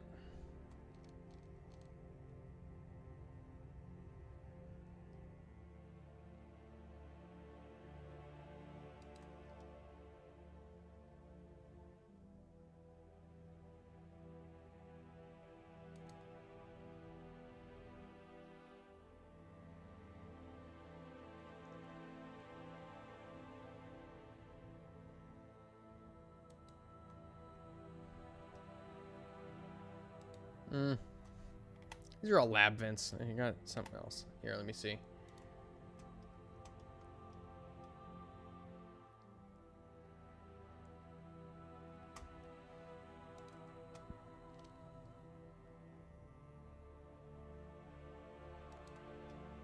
Whoa, look how big that mofo is.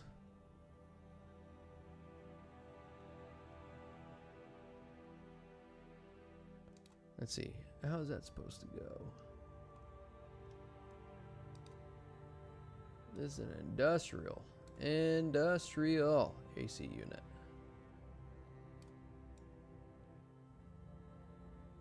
I think, well, the difference is I think this is supposed to go on the roof. Let's see.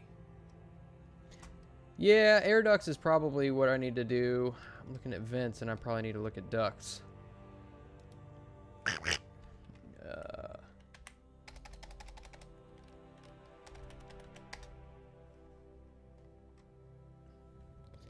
The God Emperor protects. The God Emperor provides.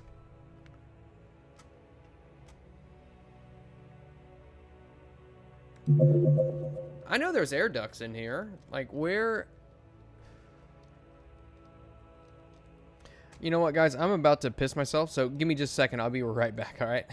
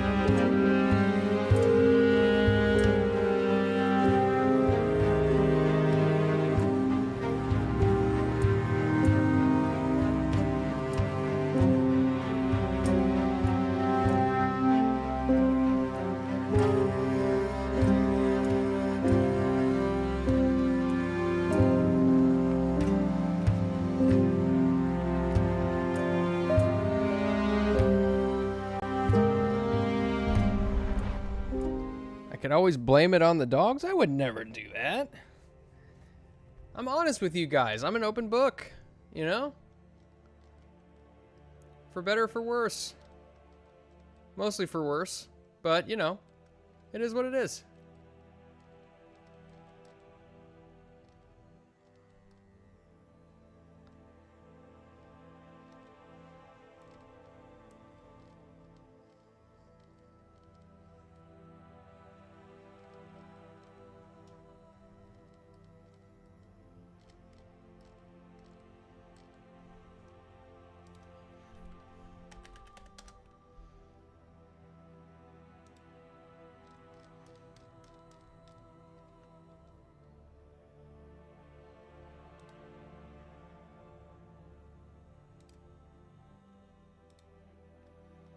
I'm just gonna use this. No, because that doesn't go into the wall. Dag nabbit.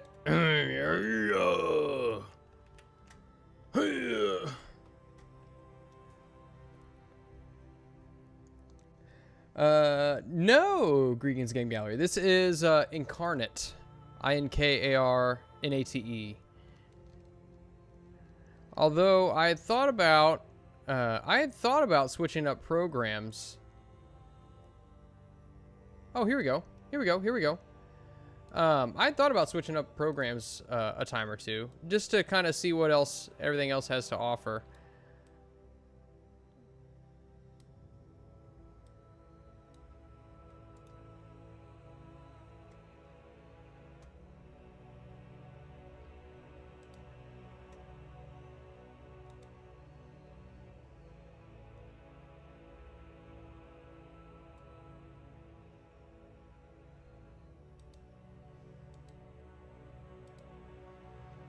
Your life has improved since you've met me? Oh, Nomi, that's the sweetest thing you said to me so far.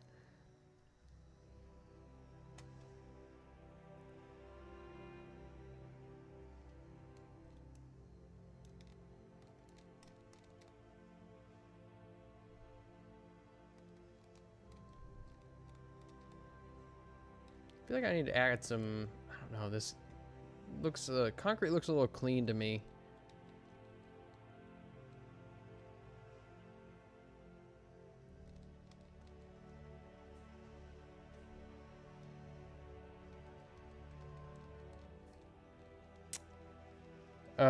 Do I sell my maps or run games with them? So, we have a Patreon that I put these maps up on. But thanks for hopping in, by the way. Good to see you. Yeah, we have a Patreon that I put these up on that I make on stream. I just make them on Saturday mornings, and sometimes I'll use them during our TTRPG shows, and sometimes I don't.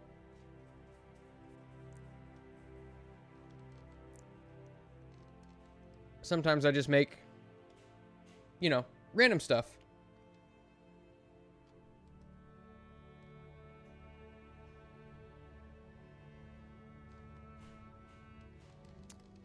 So, what games do I run? So, we just got done. Our YouTube channel's pretty new. We haven't live streamed a game yet, although I want to get back into doing that. Most of what we're doing now is pre-recorded and edited and stuff like that. But I have run I guess it was like 46 episodes, 45 episodes of the One Ring. Takes place in Middle Earth, so that was a lot of fun. Right now we're doing another game which is using a different system, which has been as of yet unannounced, and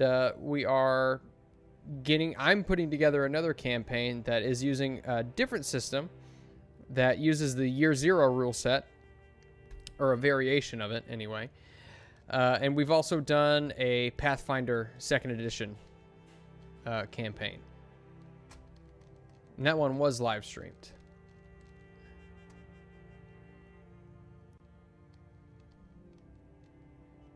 Yeah, we're on break and hopefully can get back to it. Yeah, unfortunately JJ's just so freaking busy with work. Hopefully his work schedule stabilizes a little bit, but we shall see. We shall see.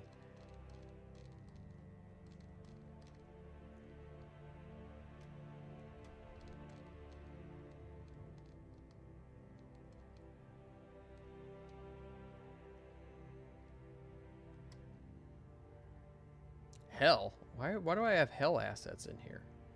You don't go to hell in sci-fi unless we're talking Event Horizon.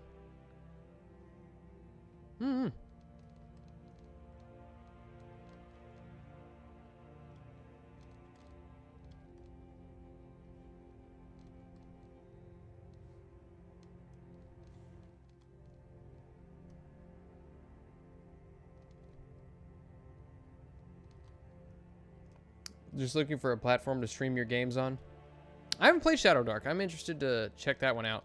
I will say that as far as if you're looking for monetization and only if you're going to live stream them, Kick is probably your best bet because it's the easiest to monetize. YouTube is pretty difficult to monetize.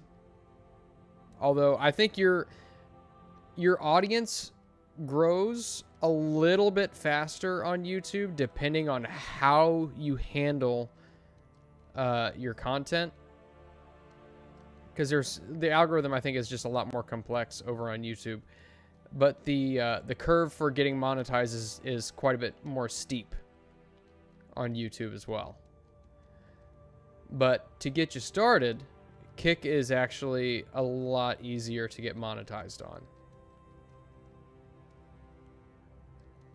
What am I looking for here? Um,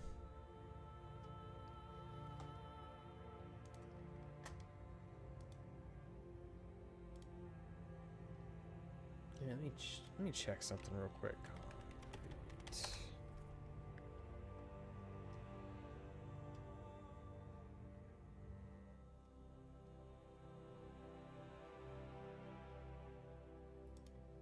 Let me check this out, see what this does.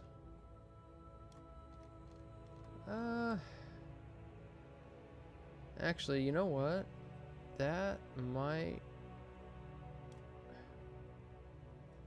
That looks like metal, though, is the only thing. It looks a little bit like metal.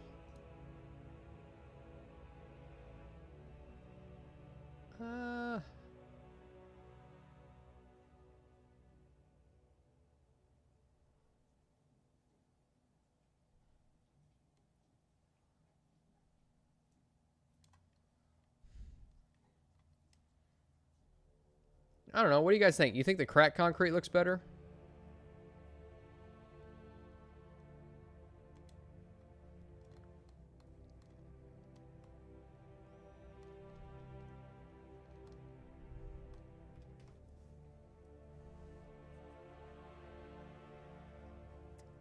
It seems like a big... Well, what seems like a big investment? The minis themselves?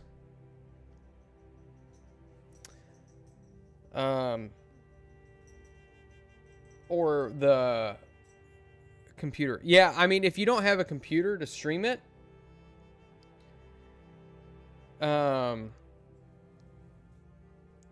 yeah, the computer itself is going to be your biggest investment, obviously. But minis are expensive anyway, so.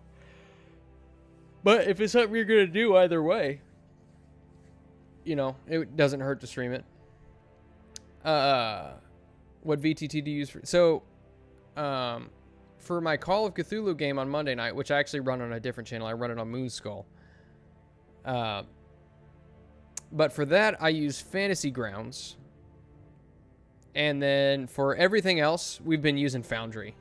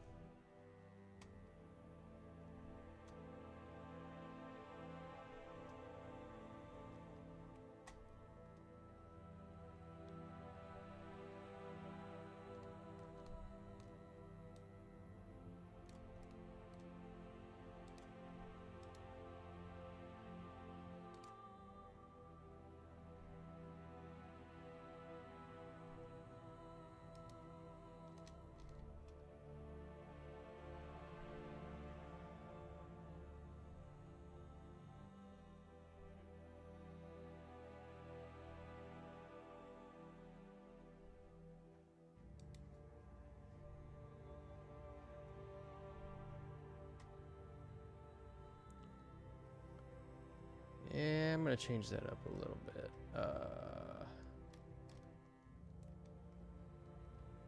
Because actually, I didn't see this before, and I think that works a little bit better.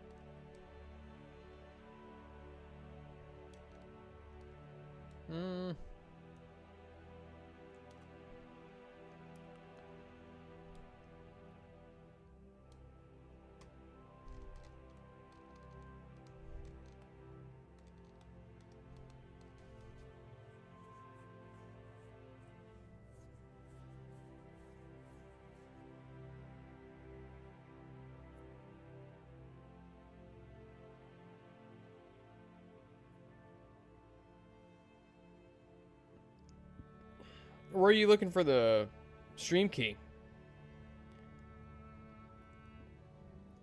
Because the stream key you would get from whatever platform. Either you go to Restream and do it, or you can get it from the platform you're going to stream it on.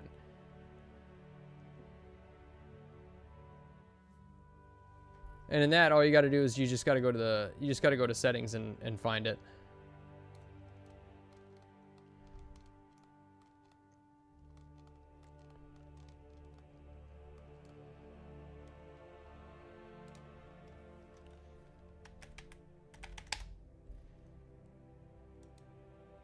Did I have shadow?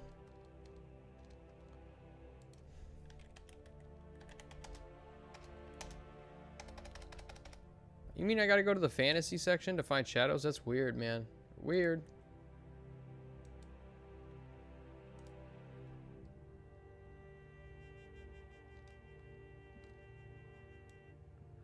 Oh, too much, too much. Let's see, let's bring it down to 70.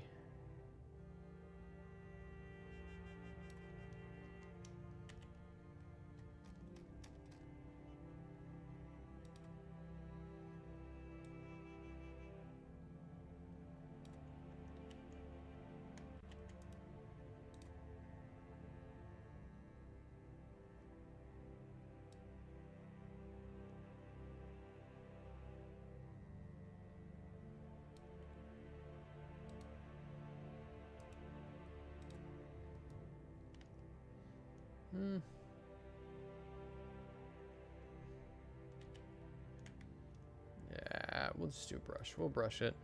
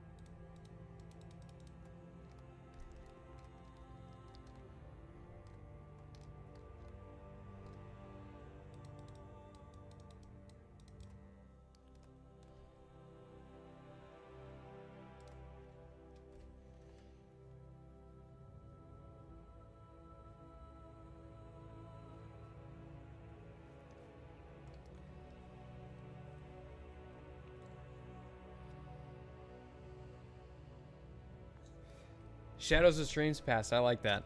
That's good. That's good. Nice play on words there, my friend. I always appreciate references to my old work. Here,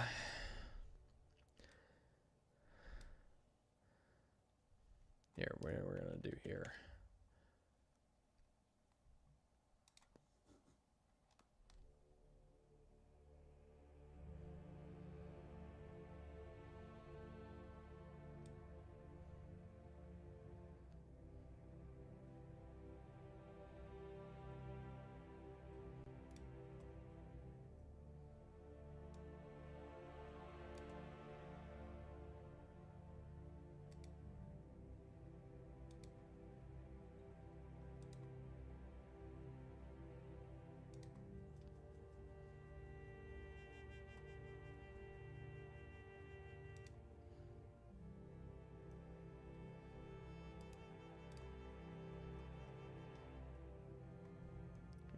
come over here and soften up this edge a little bit.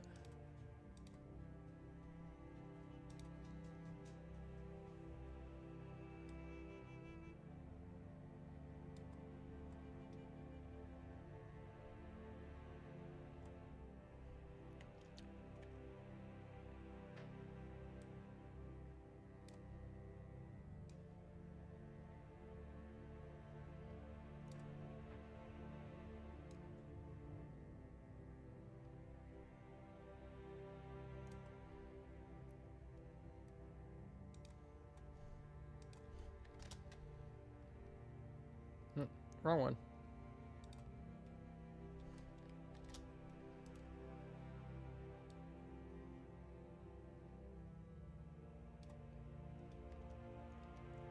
That's pretty dark. Let's see. Let's go.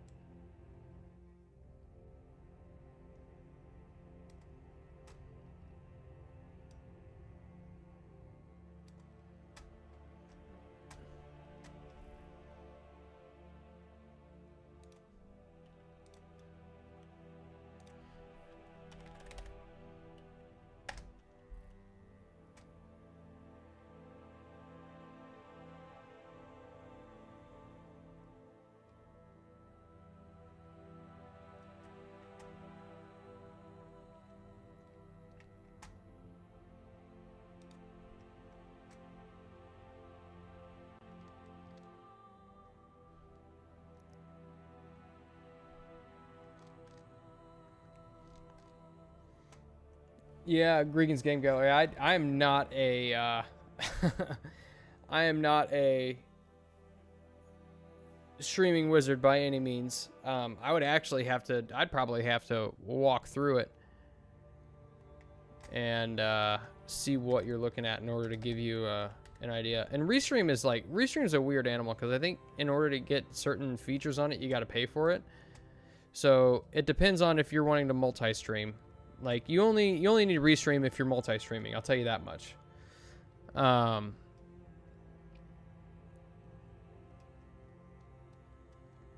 But if you're only going to stream to, say, for instance, like Kick, then really all you need to do is go to your Kick channel and find your stream key in the settings there.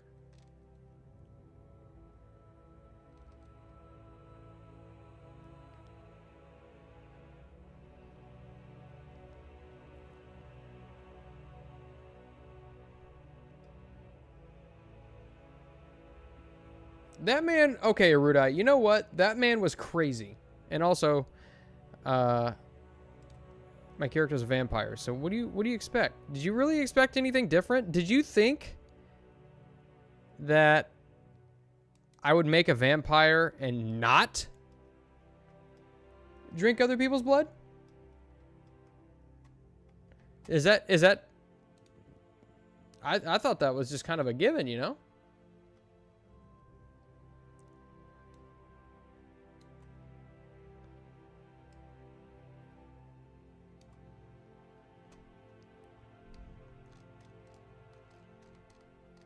I feel like we need some more floor coverings here. Or something. The floor needs something. It's just not...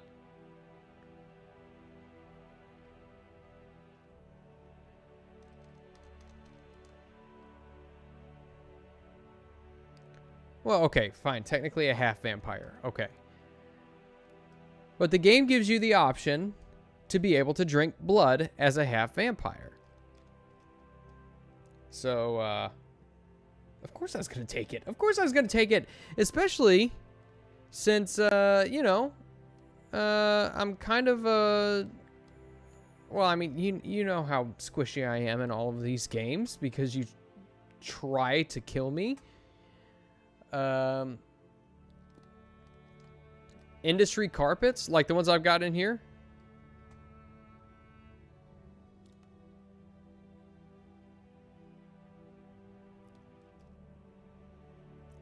Because I didn't want to beat... Okay, 40 Viking. I understand where you're coming from. I know Blade is a half vamp, but doesn't drink blood. Okay, but my character is slightly evil. Okay, so of course he's gonna drink blood. I don't think that there was any argument about that. I'm surprised anybody's surprised at all.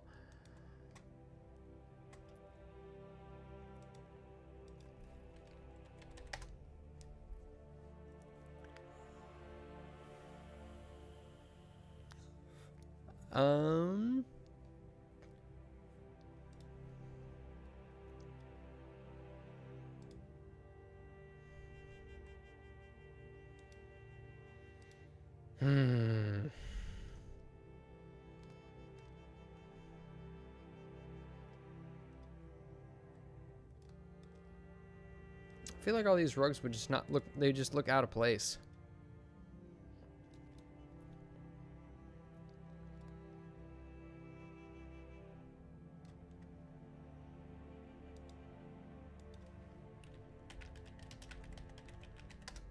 Maybe it's just because I don't have enough tables.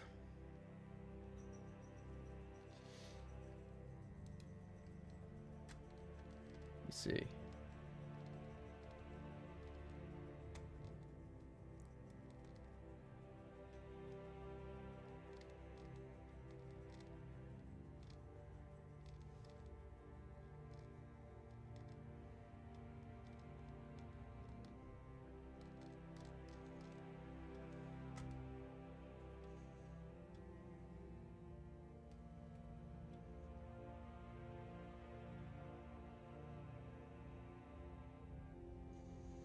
Yeah, I think that, well, yeah.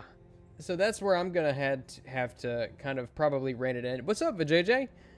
Probably going to have to rein that in a little bit because I really don't want to do something that gets the party in trouble. But, which is why I think that my being a rogue is probably the best bet because I can just go and do something. And assuming I succeed on my stealth checks, I shouldn't be found out. At least not without at least some sort of warning, hopefully, that maybe somebody's onto me or something like that. I don't know.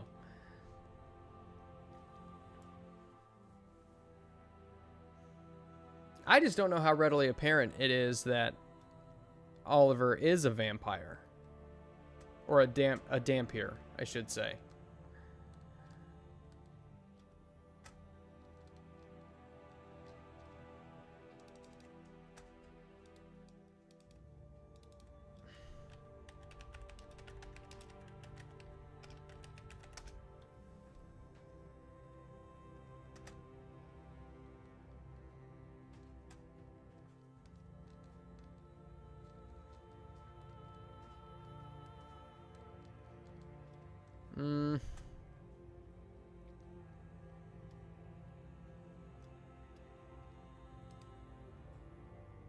Here, I'm going to do something. I'm going to change this around a little bit, and it might hopefully simultaneously give us more room. And, here. All right, so we want to change this around. Width is going to be back to 100.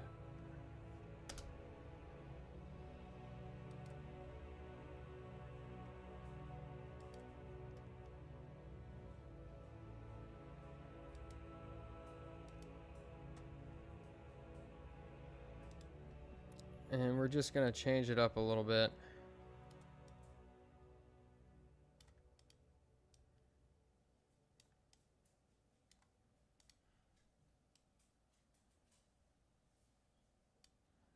Make it seem like the floor space is a little bit better utilized.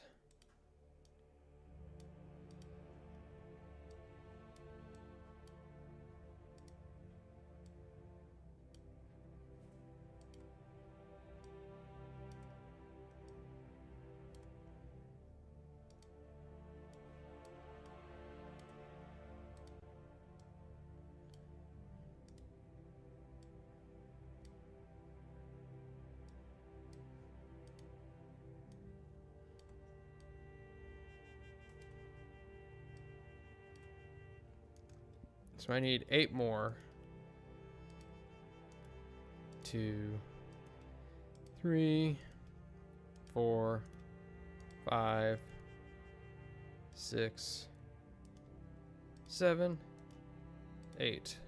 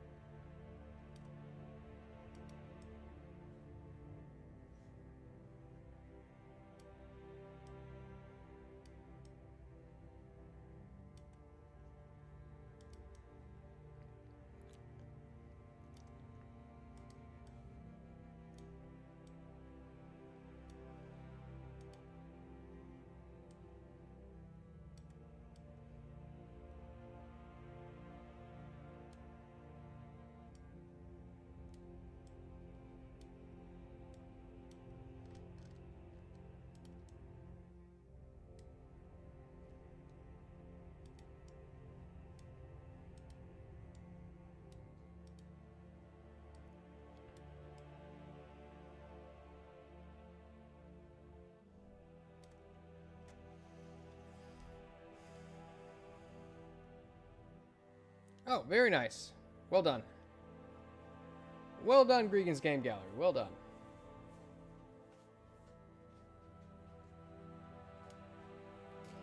Yeah, it being technically noticeable. Yeah, I mean, they look human or whatever half race, whatever other half race they are. But I would imagine they're probably a little bit more pale and they have fangs too. So yeah, that makes sense. Makes sense.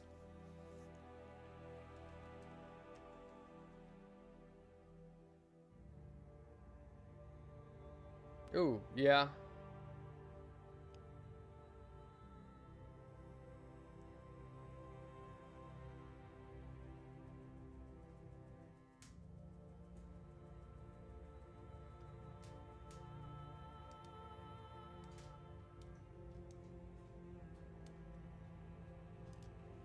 Yeah, I would have a hard time running that campaign too, Westward Smile. I would. And trying to make sure that everything stays like kind of coherent, you know? Put a few more dishes on these plates over here. Or on these tables. Dagnabbit. I need to put them up a layer.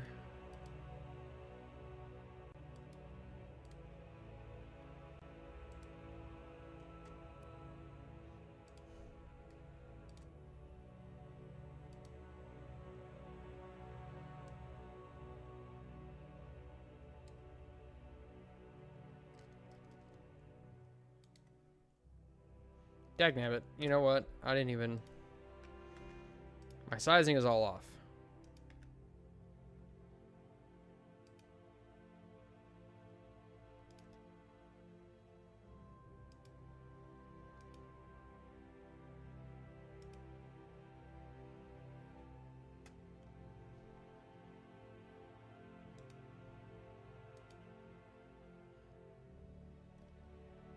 Oh, it's a petri dish. It's not a...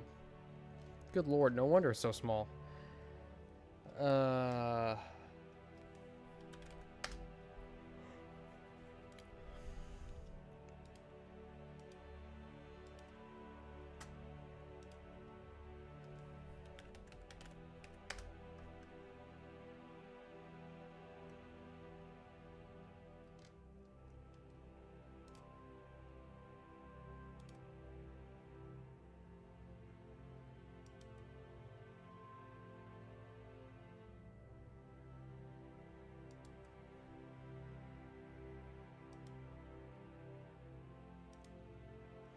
All right. That's a little bit better.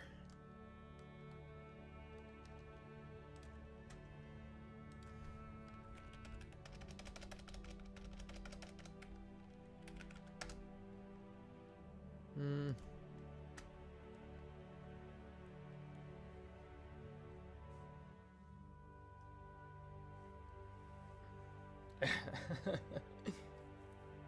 Chat quickly turned hostile.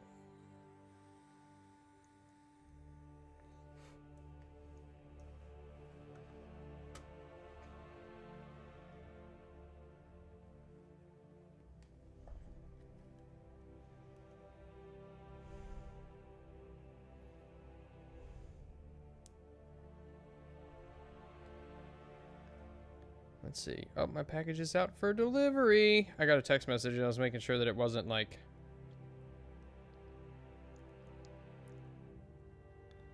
on my front door. Okay, because it's like several $100s that I don't want exposed to the elements. Okay. Let's see. Da-da-da.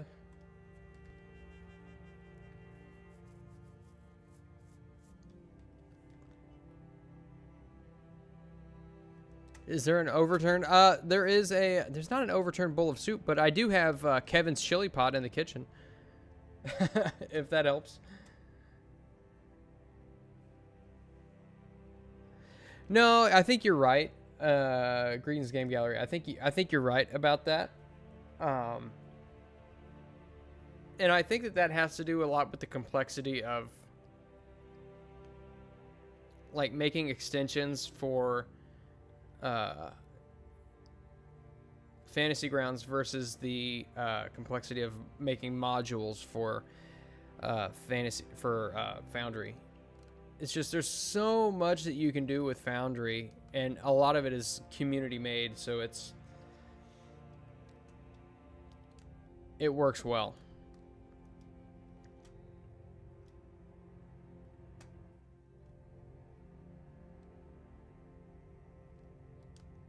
Bunch of buzzards fighting on the roof.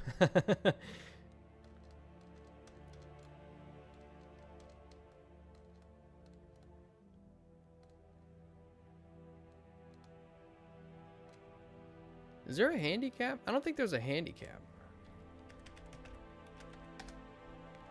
Nope, no handicap symbol. Let's see.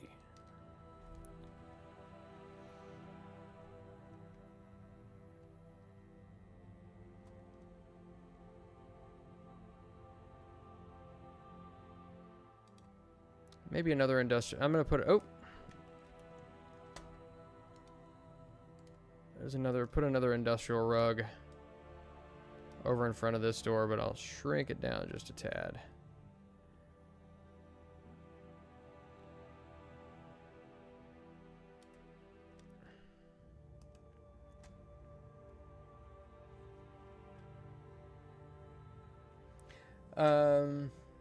No, so Call of Cthulhu is on Foundry. Like, you can run it. The problem is that Foundry doesn't have a whole lot of completed scenarios slash adventures. So like the one that I'm running currently is Horror on the Orient Express over on Moonskull, and it's Fantasy Grounds was actually the only one that had everything in the module already completed. It had all of the NPCs, it had the handouts, it had everything for the most part. Like, the only thing it didn't have is like sound effects and things like that. And honestly, like, you don't really need sound effects that much. There's plenty of stuff on Sirenscape that works, I guess. It's just Sirenscape is a whole different animal where it's kind of tough to search through everything on the spot and find what you need.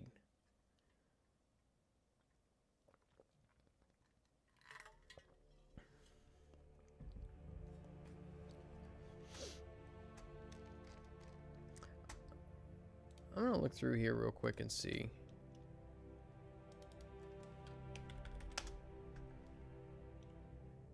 Yeah, everything's all nice and clean.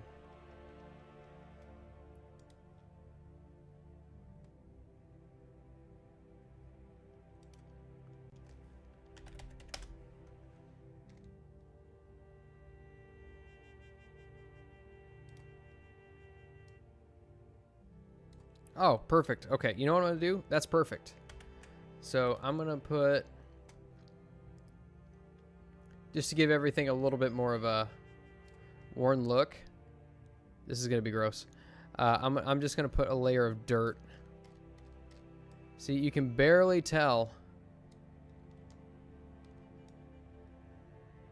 but yeah, I'm putting a layer of dirt all over the ground to give it kind of a more worn, grimy feeling.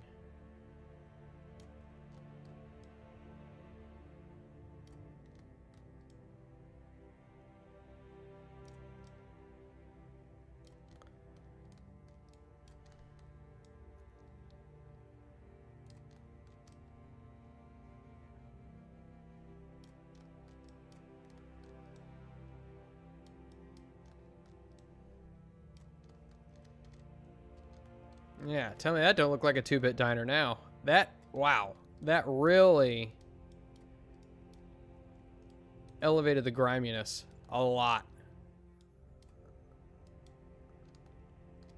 I don't know if you guys can tell based on the resolution on stream, but woo.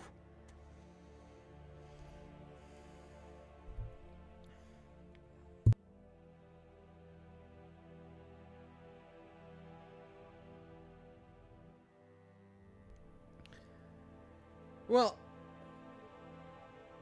what do you mean, Greensway? Or sorry, Greensway. I'm getting a couple of username mixed up. Gregan's Game Gallery. Oh, later, man. Thanks for stopping in. Let's see. Yeah, I'm getting ready to go eat myself. I was gonna go to the gym right after the stream, but I am too hungry. Later, Biggles.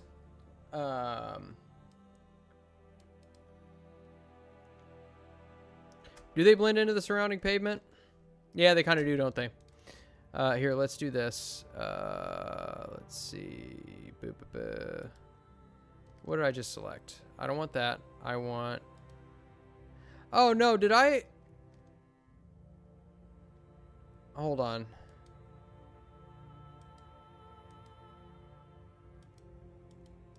Okay, no. So, I just need to find... what was this called? Wall. Here, let me see. Here we go. Okay, so yeah, I can change the color of this.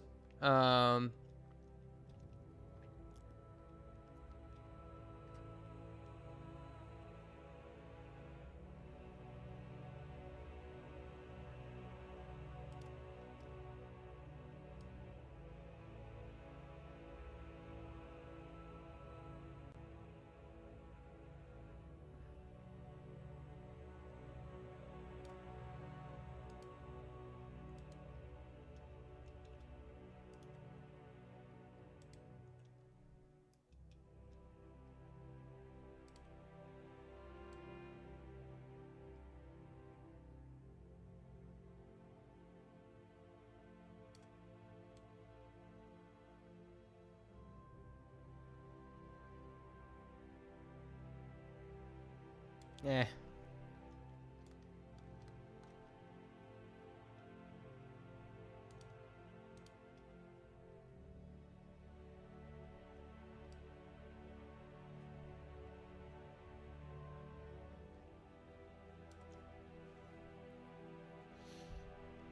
The opacity up just a little bit up here.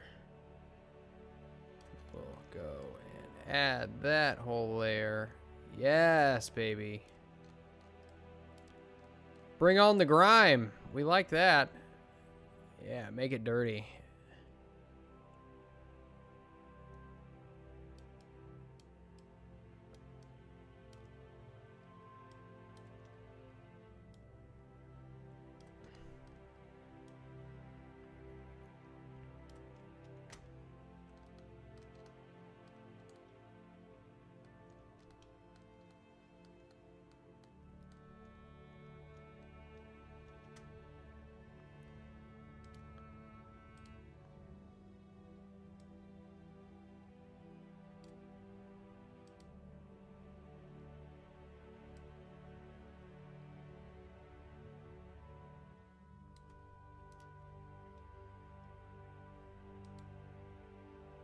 Hmm.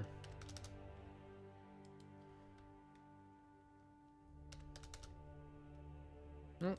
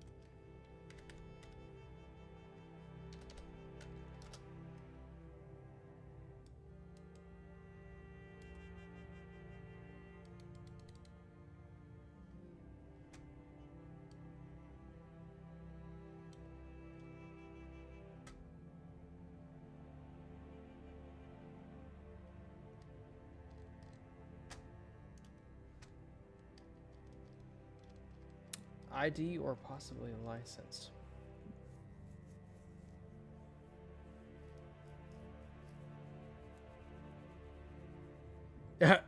Hey, Freddy, what's going on, man?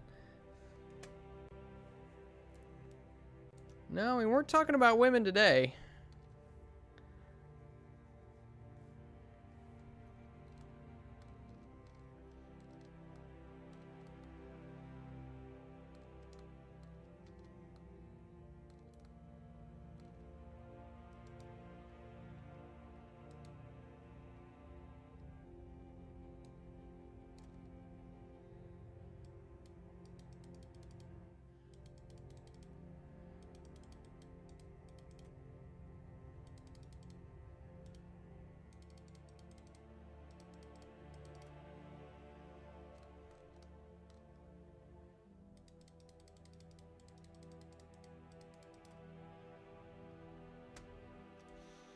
Hmm.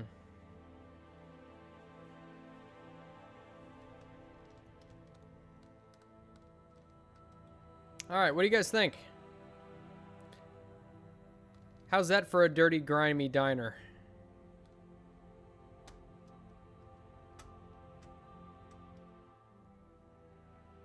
You know what I need to do? I need to come over the top of this a little bit. And make sure I get a little bit of dirt over the top of these lines here.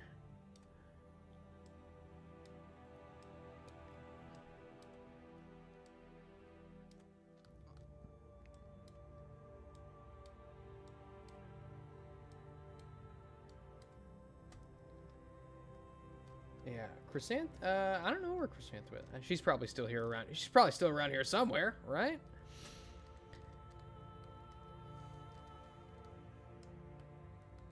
Yeah, this is where you go to watch the fights.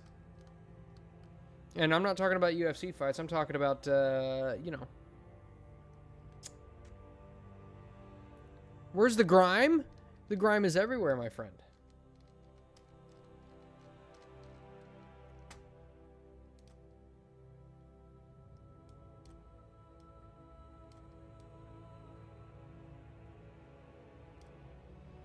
Oh, that's over the top. Oops.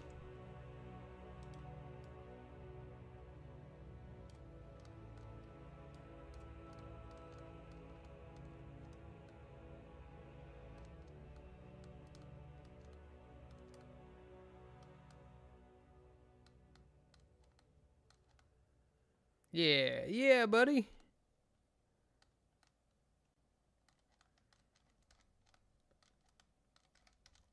Oh, dude, this place has the best biscuits and gravy, I'm telling you. Like, people don't know it, but they have the best biscuits and gravy.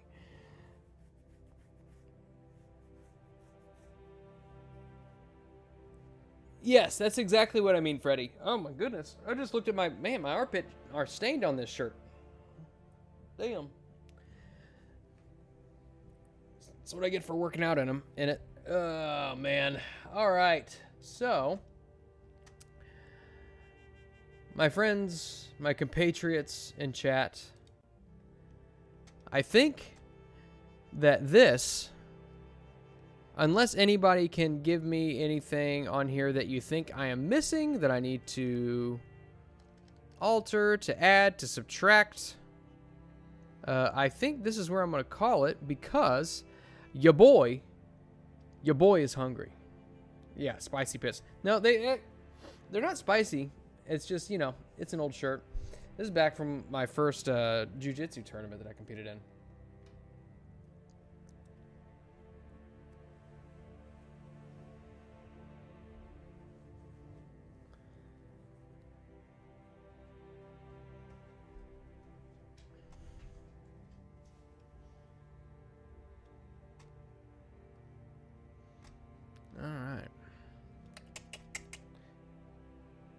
All right, my friends. I think this is where we are going to call our session. Thanks, everybody, for hopping in. I think we got a lot. For me, having only had 3 hours of sleep, I think we got quite a bit done today.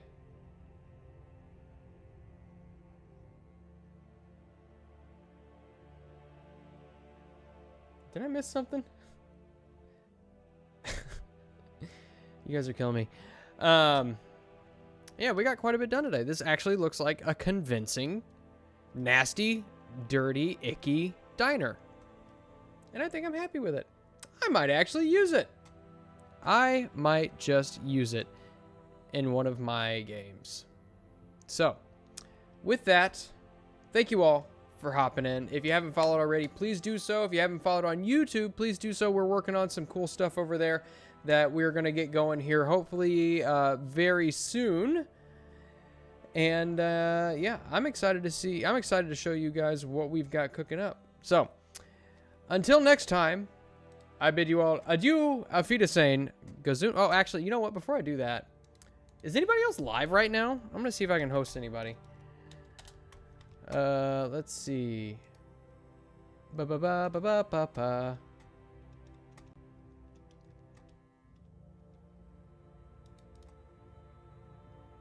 Doesn't look like it. Okay, that's totally fine. All right, guys. I will bid you all adieu, auf Wiedersehen, Gesundheit, and good night.